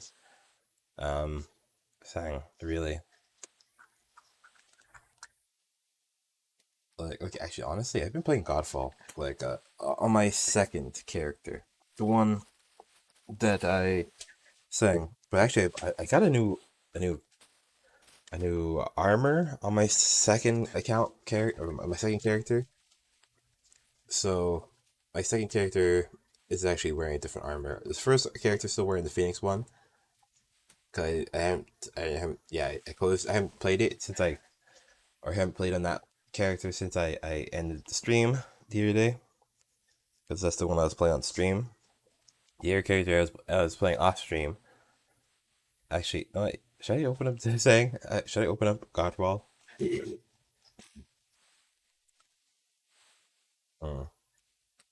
But yeah, that's still open. Okay, let me close this. Okay, how do I get to check for updates anyways? No. Dude, I'm not gonna push that.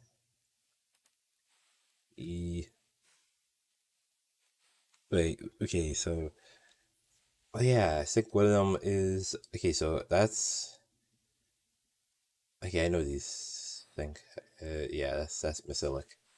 He was like one of my first followers on Twitch. Yeah. He's one of my first followers on Twitch. And he's the guy I met in Destiny. And okay, oh. Does she actually play? That's the real question. Ugh. Jeez. I feel like I'm about to sneeze. Like, oh man.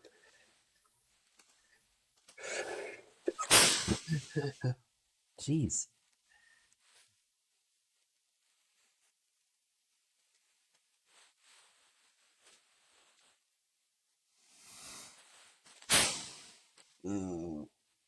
Man. Oh man.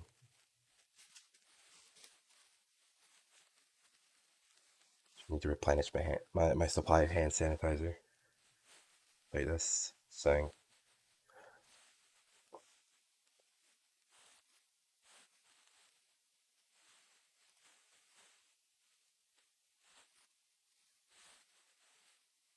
I should pop open my PS4.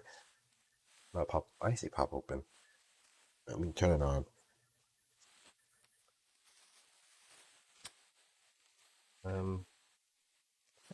I put my garbage? Oh, it's under my desk. For a second, I'm like, wait, where's my garbage? Oh, I usually keep on here.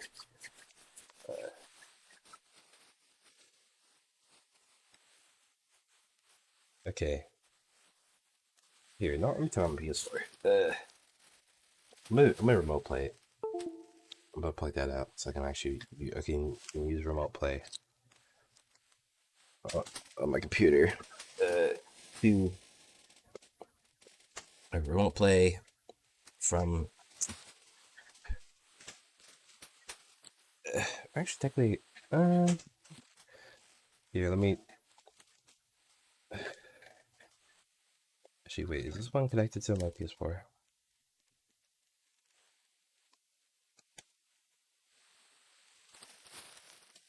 Jeez.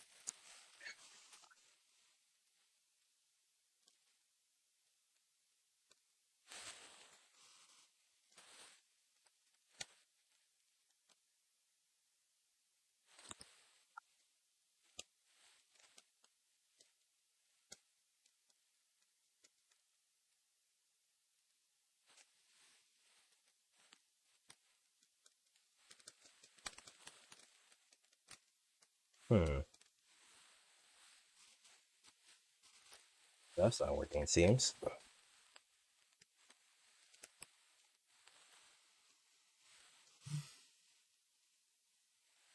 See here, now let me. I need to change my setting. Where's actually? I have no idea where my TV remote actually is. To change the source, my TV. Actually, no. Here I can just use those buttons on the side. Jeez, nope, wrong button. 2, 3.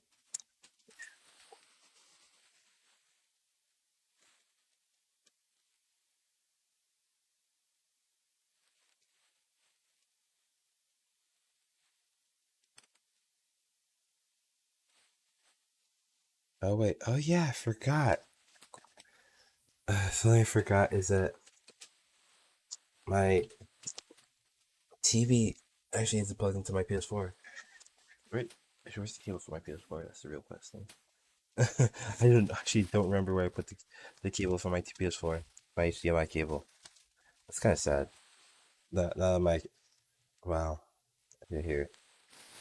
Let's put it in rest mode or something. Jeez, how did I not remember that? I didn't put the thing.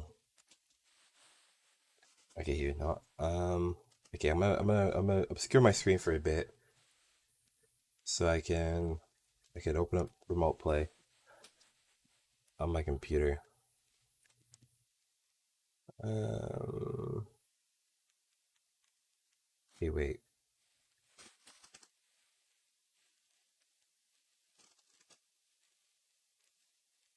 PlayStation remote play. Yeah, I gotta sign into PSN. That's the reason why. I gotta type in my email.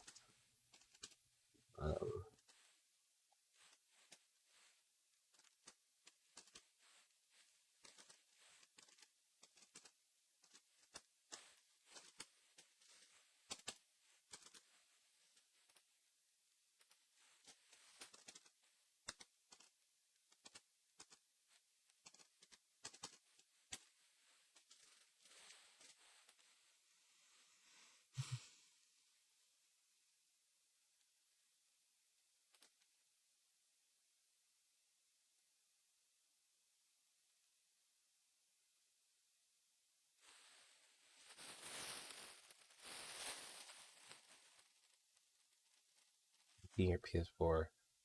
Check in the network. Oh, it's actually already connecting.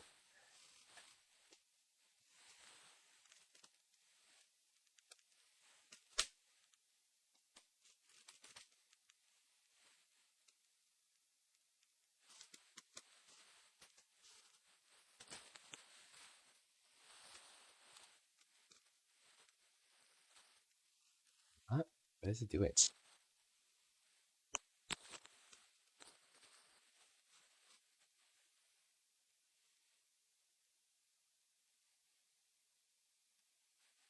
Yeah, let me push cancel for a second.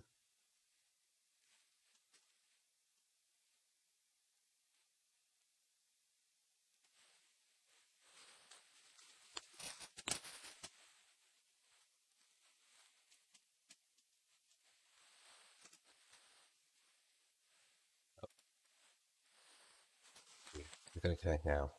It should connect anyways. Realistically.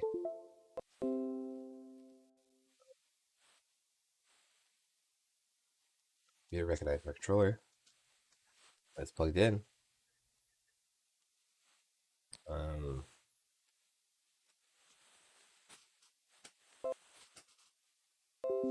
Ready to use. Okay.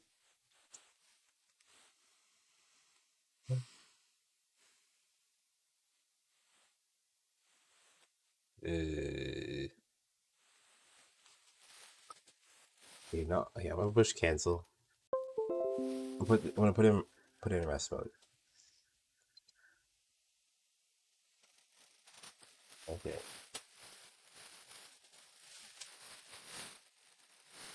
And turn it back on. Using remote play.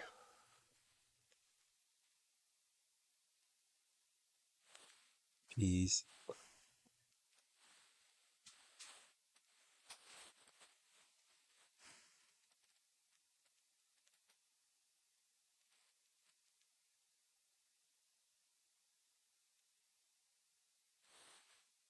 Hmm.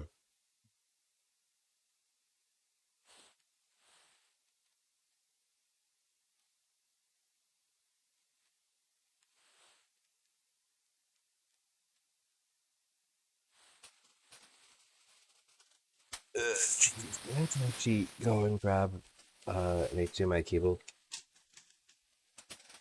Okay, this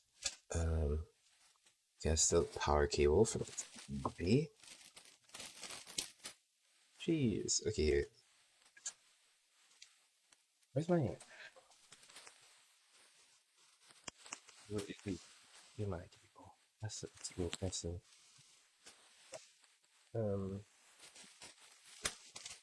Shit, last time I sang I had it in a bag, or in this bag that I have right now, but in there?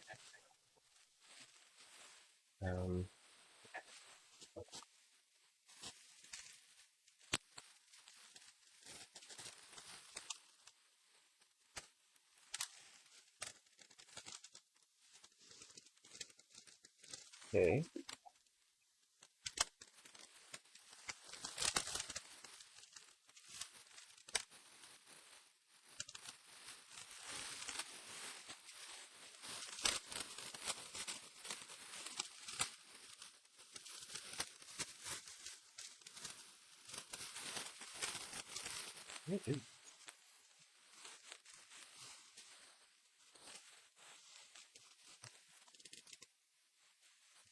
Cable?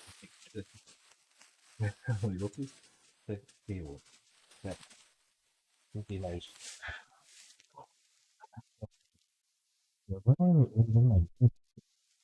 I like the comment, boy. Behind what is it? I sit. Jeez. Because I was like, because usually I fill up my water bottle like constantly. But I couldn't fill up my water bottle because I couldn't find the lid. Because I usually go downstairs to fill up my water bottle. I just don't want to go downstairs and bring it upstairs and fill it. Can't connect to the Link PS4. Okay.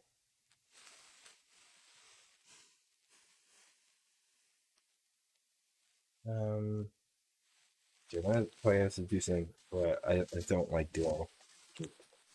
Plugging out my HDMI out of my computer and plug it into the thing into my PS4. Jeez. Because for some reason I can't find my HDMI cable. Like, I don't know why. I can't find it, but I can't find it. I'm supposed to have it. Yeah. Huh.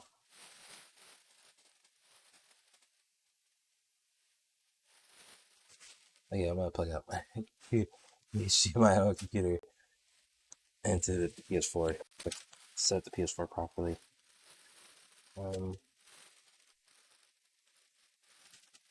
Please.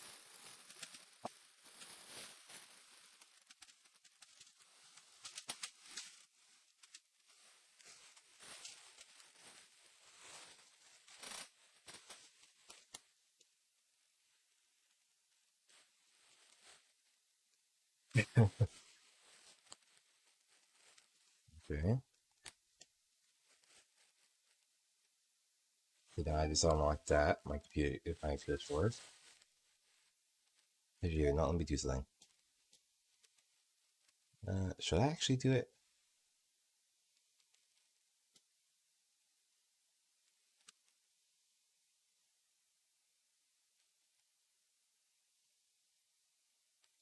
%50 off on Sang. Did this say 50% off on Sang?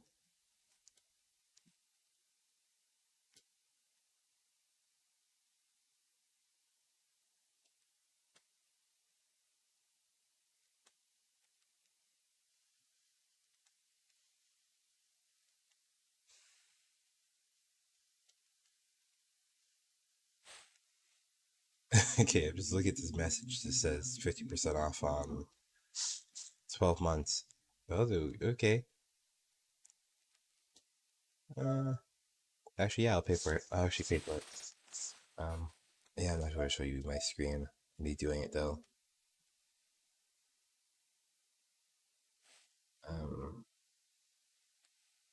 Yeah.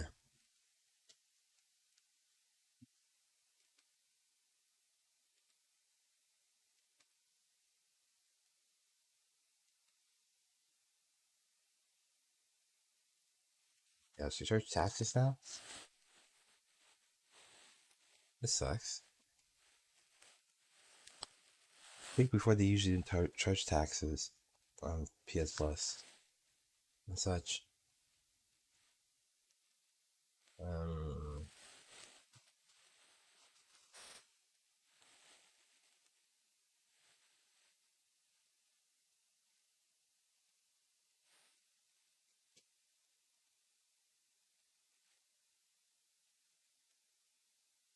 Explore PS Plus.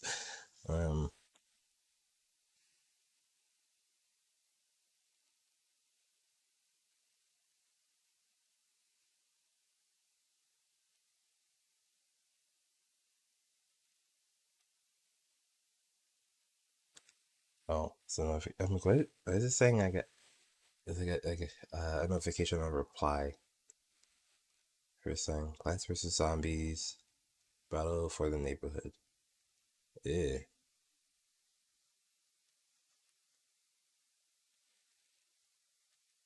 There's Arena Legends.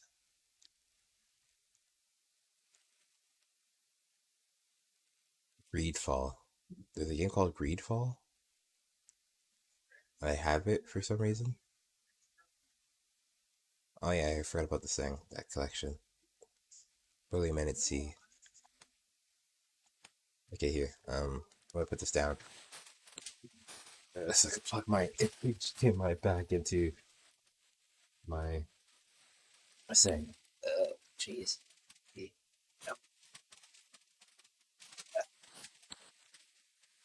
Put this out.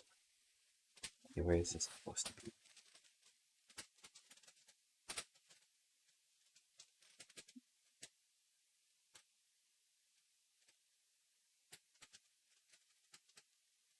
Yeah.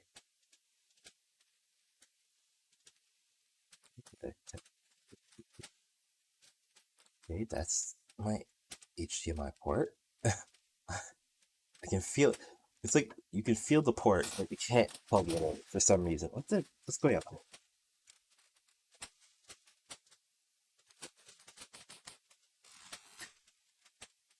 Nope.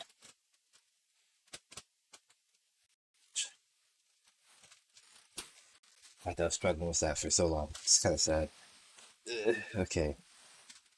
Jeez.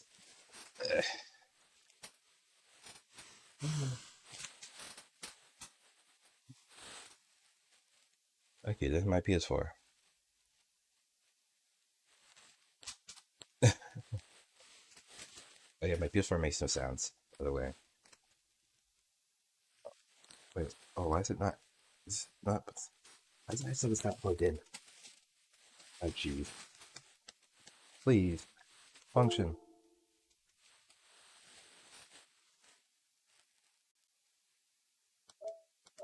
Okay. Is it not transferring any sound? Oh, I still have Titanfall 2 in there.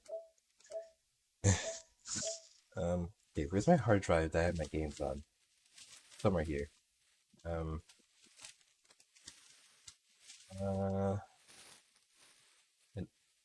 Can't find it right now. Jeez. This is kind of sad.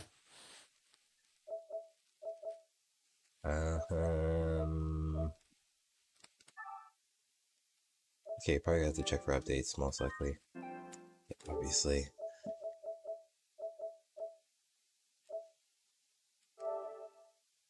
Is any sound? Is sound not coming through? Or what's going on? Nope, sound is coming through. What's that? Does my controller just disconnect?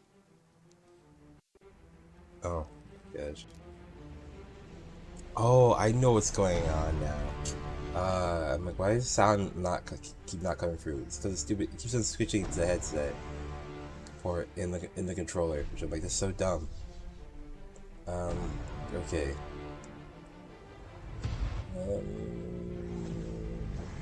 Brain farts right here. Yeah, that's the right one. Okay. Ultimate Marvel vs. Capcom 3. Is this thing online? I haven't played my PS4 in so long. Actually, that's the funny thing. Okay, here. I'm gonna play offline. Pretty sure there are people that still play online.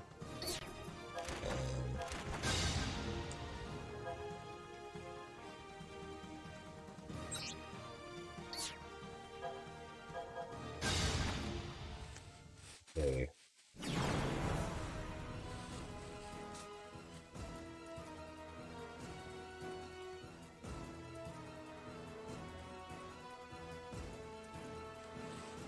Yeah, just double checking the food order.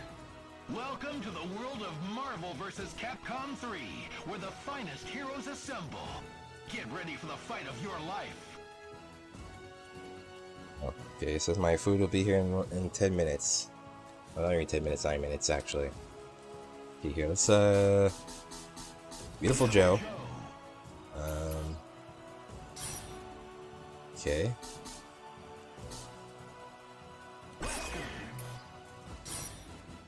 Okay, wait, no, that was bad. Yeah. Who else should I use?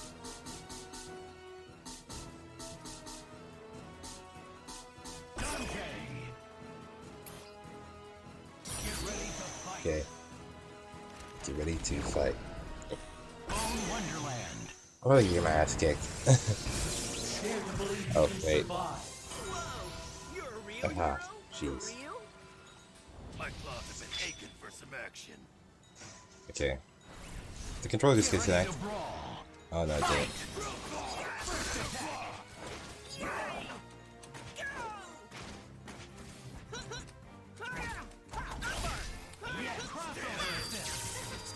Ow.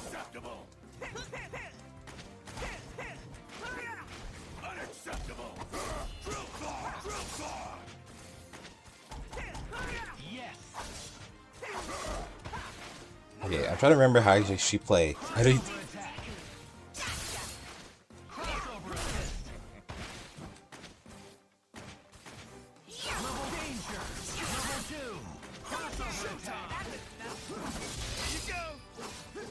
Okay.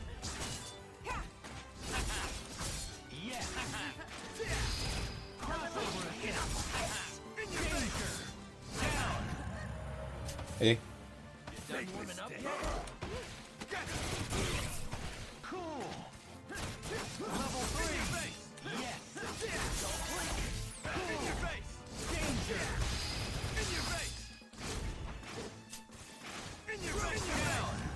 Okay.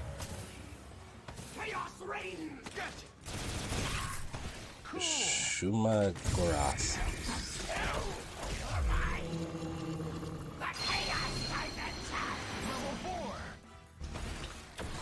Okay. Okay, how do I activate things again? I don't need to activate the X Factor.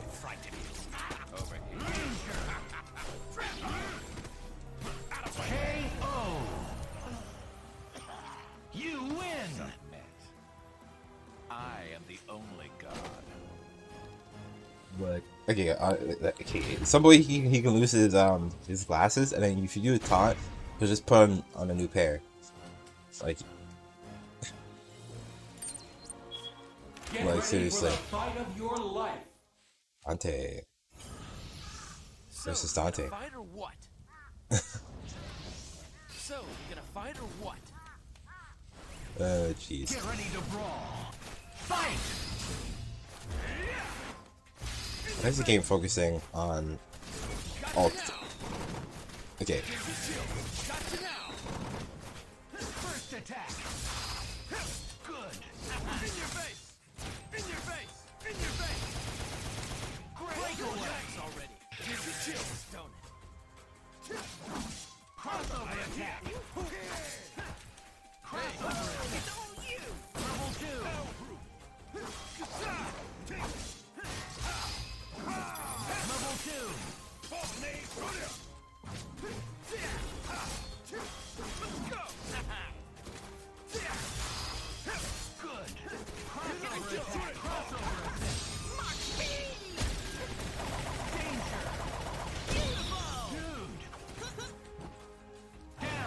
I think he's dead now. Got tired of waiting. Air combo. Great. Level 3. Level 2. Crossover assist. Reversal. Got you now.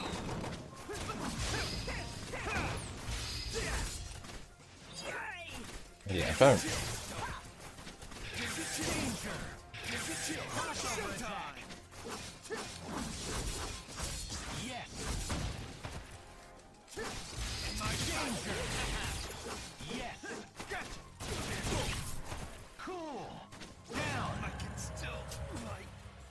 Oh no, you don't. Attack! Gotcha. Level 3. You done warming up yet? Yeah, I'm playing for nobody. Technically, I could wait for the time to go out and win.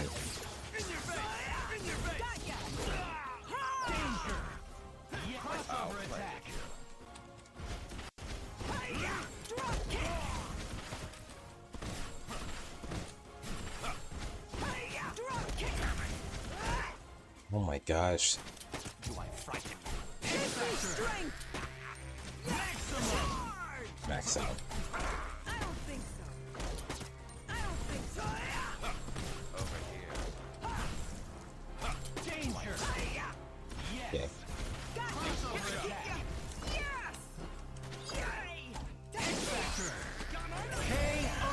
I just tossed on the ground.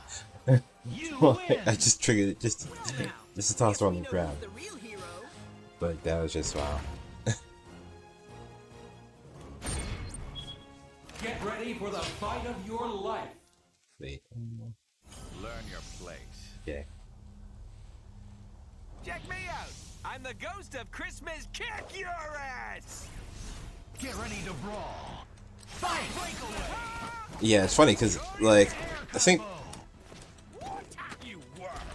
like I used to play Marvel vs. Capcom with a bunch of people like in high school, and they never actually realized how to you could swap characters in between rounds or stuff.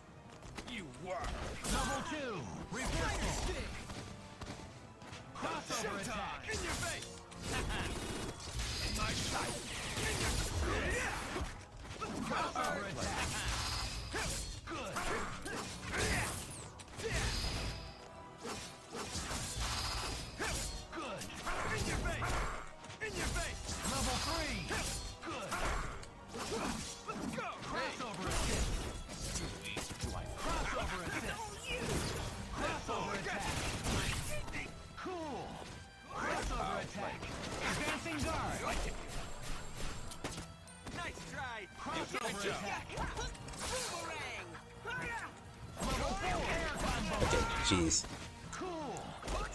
Okay.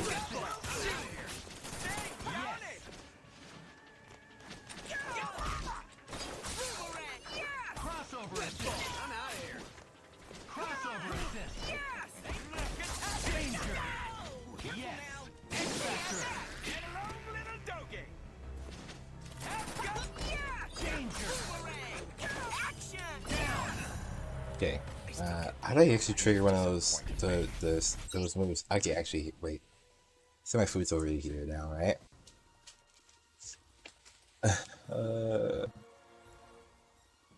Okay, yeah, my food's about to be here.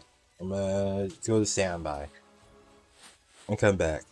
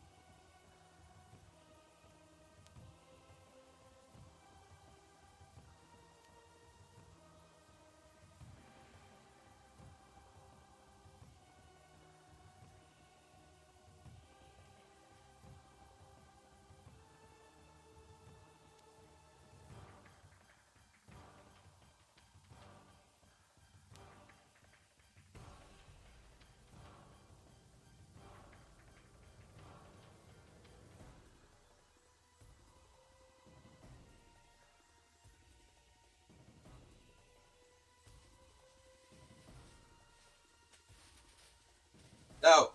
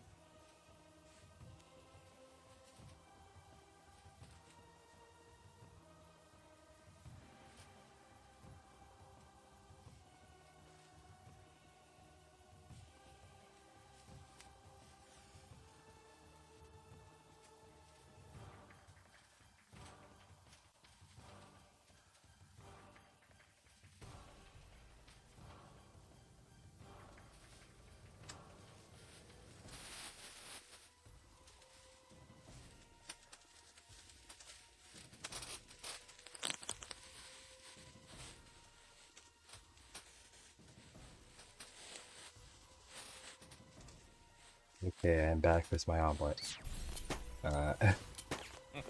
Nope. Jeez.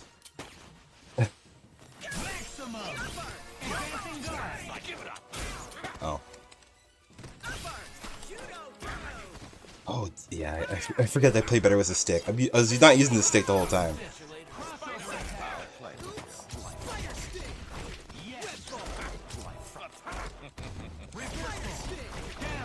Okay, he's dead.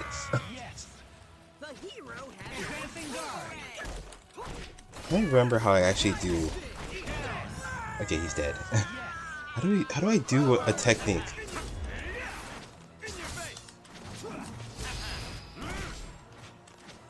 Okay, wait. Dante.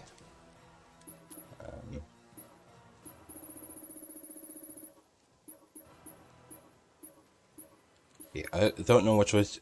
I think, yeah.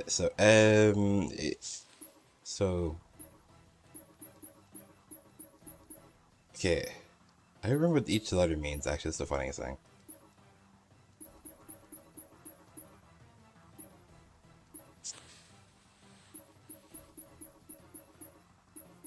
It's kind of like they don't tell you what each letter means. That's the problem too. The controller settings. Okay, so L. Yeah, that's what I thought it was. Okay.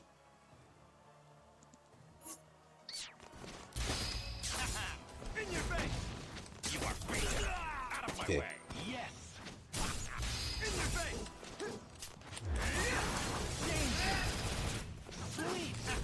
Okay. Okay. Jackpot. Wonderful. Down. Danger.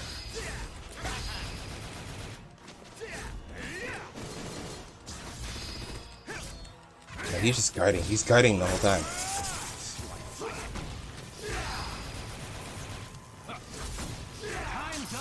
Okay, one. Jeez.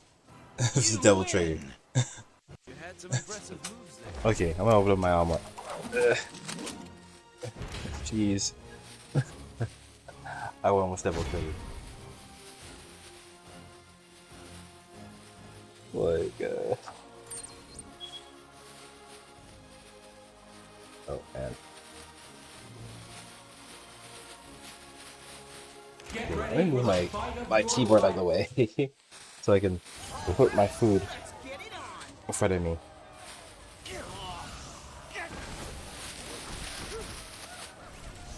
Oh yeah, I forgot this guy's in this game. Jeez. Okay.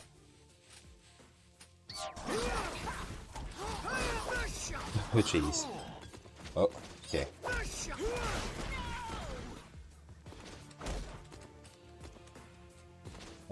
Oh, my controller locked up now. Oh, now it is. Okay.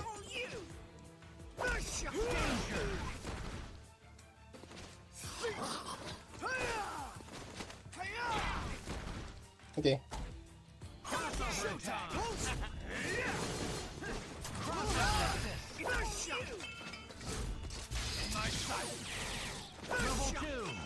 Oh my gosh.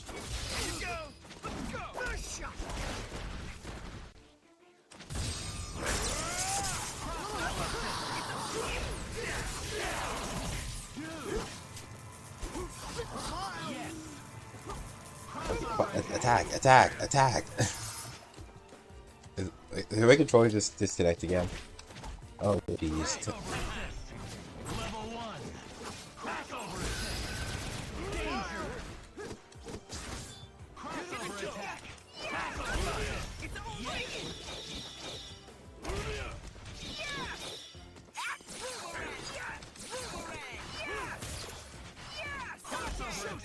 I'll play with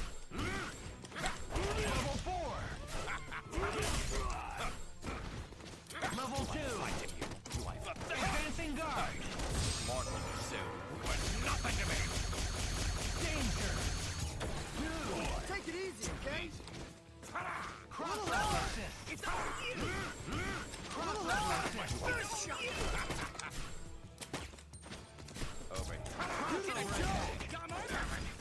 Okay, jeez. Okay, I'm about to get my ass kicked. Okay, no. Okay, if I lose, I'm done. I'm not gonna... I'm gonna move on.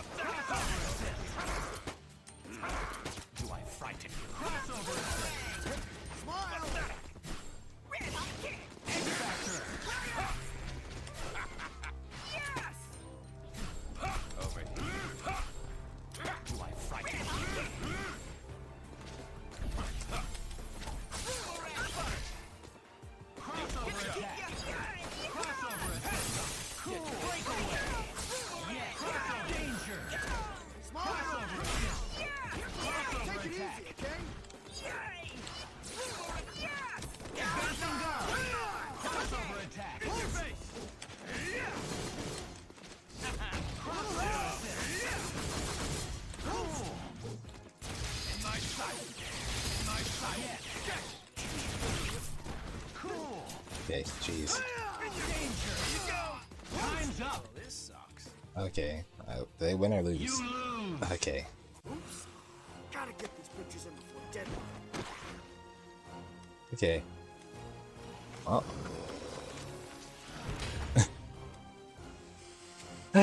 There, I'm done. I'll move on. Continue. 9, 8, 7.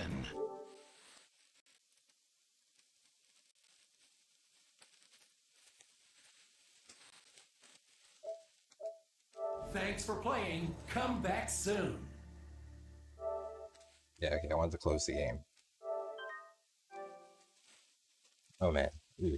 Okay. Ugh. You get the salt and pepper. Stuff usually comes with salt and pepper.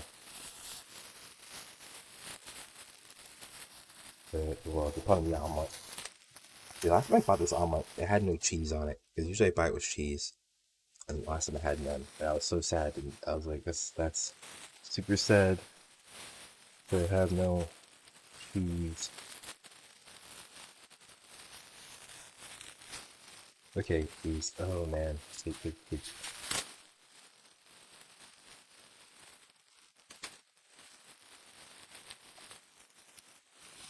Okay, let's run this microwave, bitch.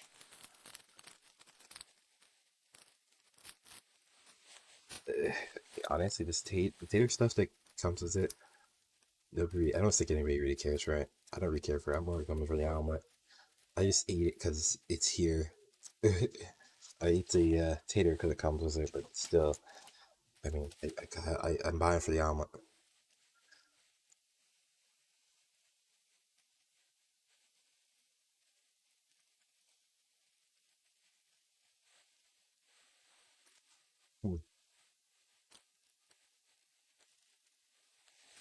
Okay.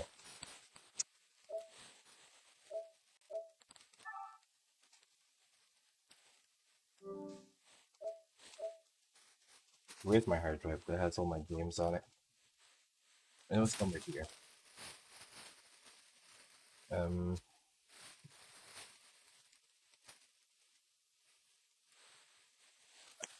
There.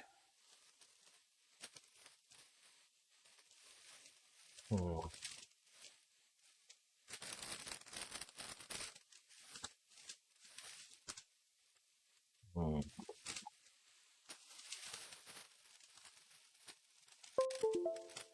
found my tech drawer. That's the. I can already see there's a hard drive in here, but I don't know what hard drive it is. This piece of my camera dropped off.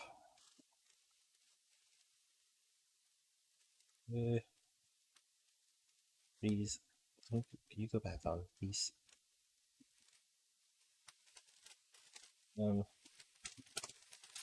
Okay.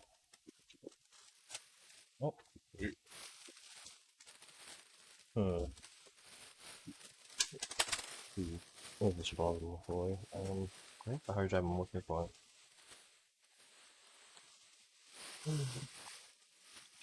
I see that's on this pile of bags I have here. Oh.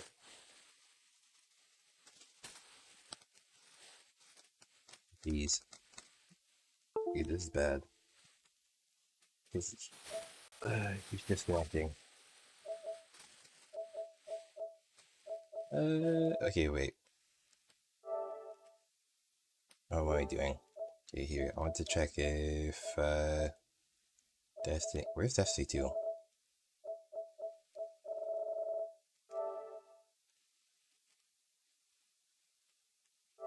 Okay, there's Destiny 2.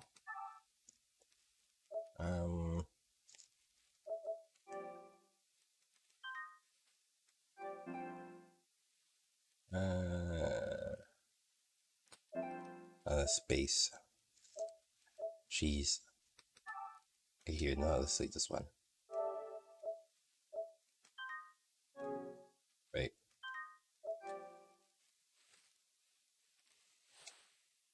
Okay, where is my hard drive that I'm looking for anyways? We can't see it. For some reason.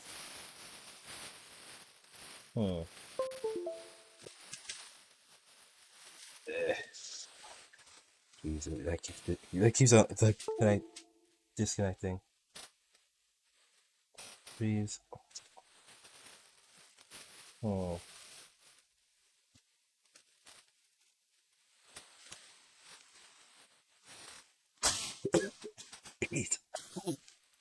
I just accidentally like breathed and spit. Oh, hey, look that Destiny's thing. Actually, let's put this in sleep.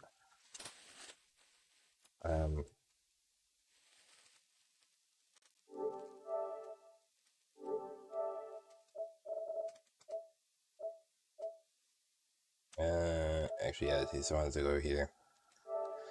Let's put the PS4 in rest mode. And, just... Okay, yeah. Let's, close that. Let's wait for this thing to finish updating. I'm unplugging this.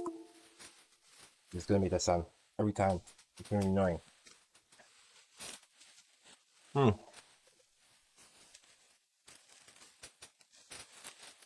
I'm just sitting here eating an omelet. I have to put it up like this. Or they started putting it up like this. Before they didn't. I put up the omelet. Not the omelet, I mean the toast. That comes with it.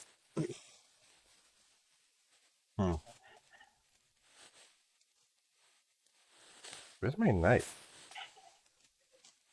Oh, it's right there. It's under.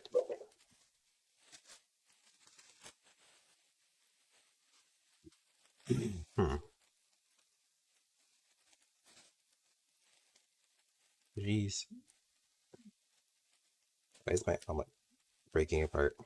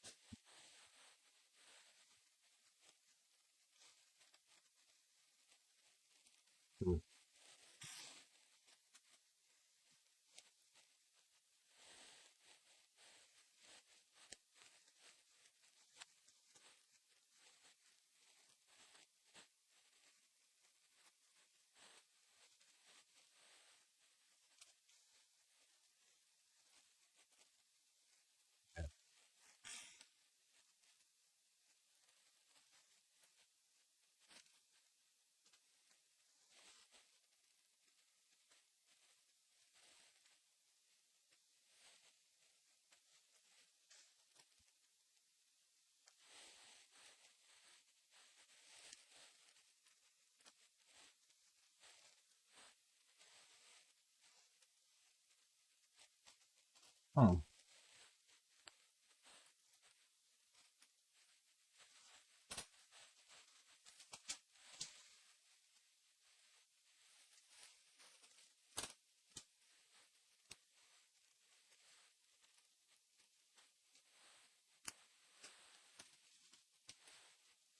I should just end the stream right now. And just...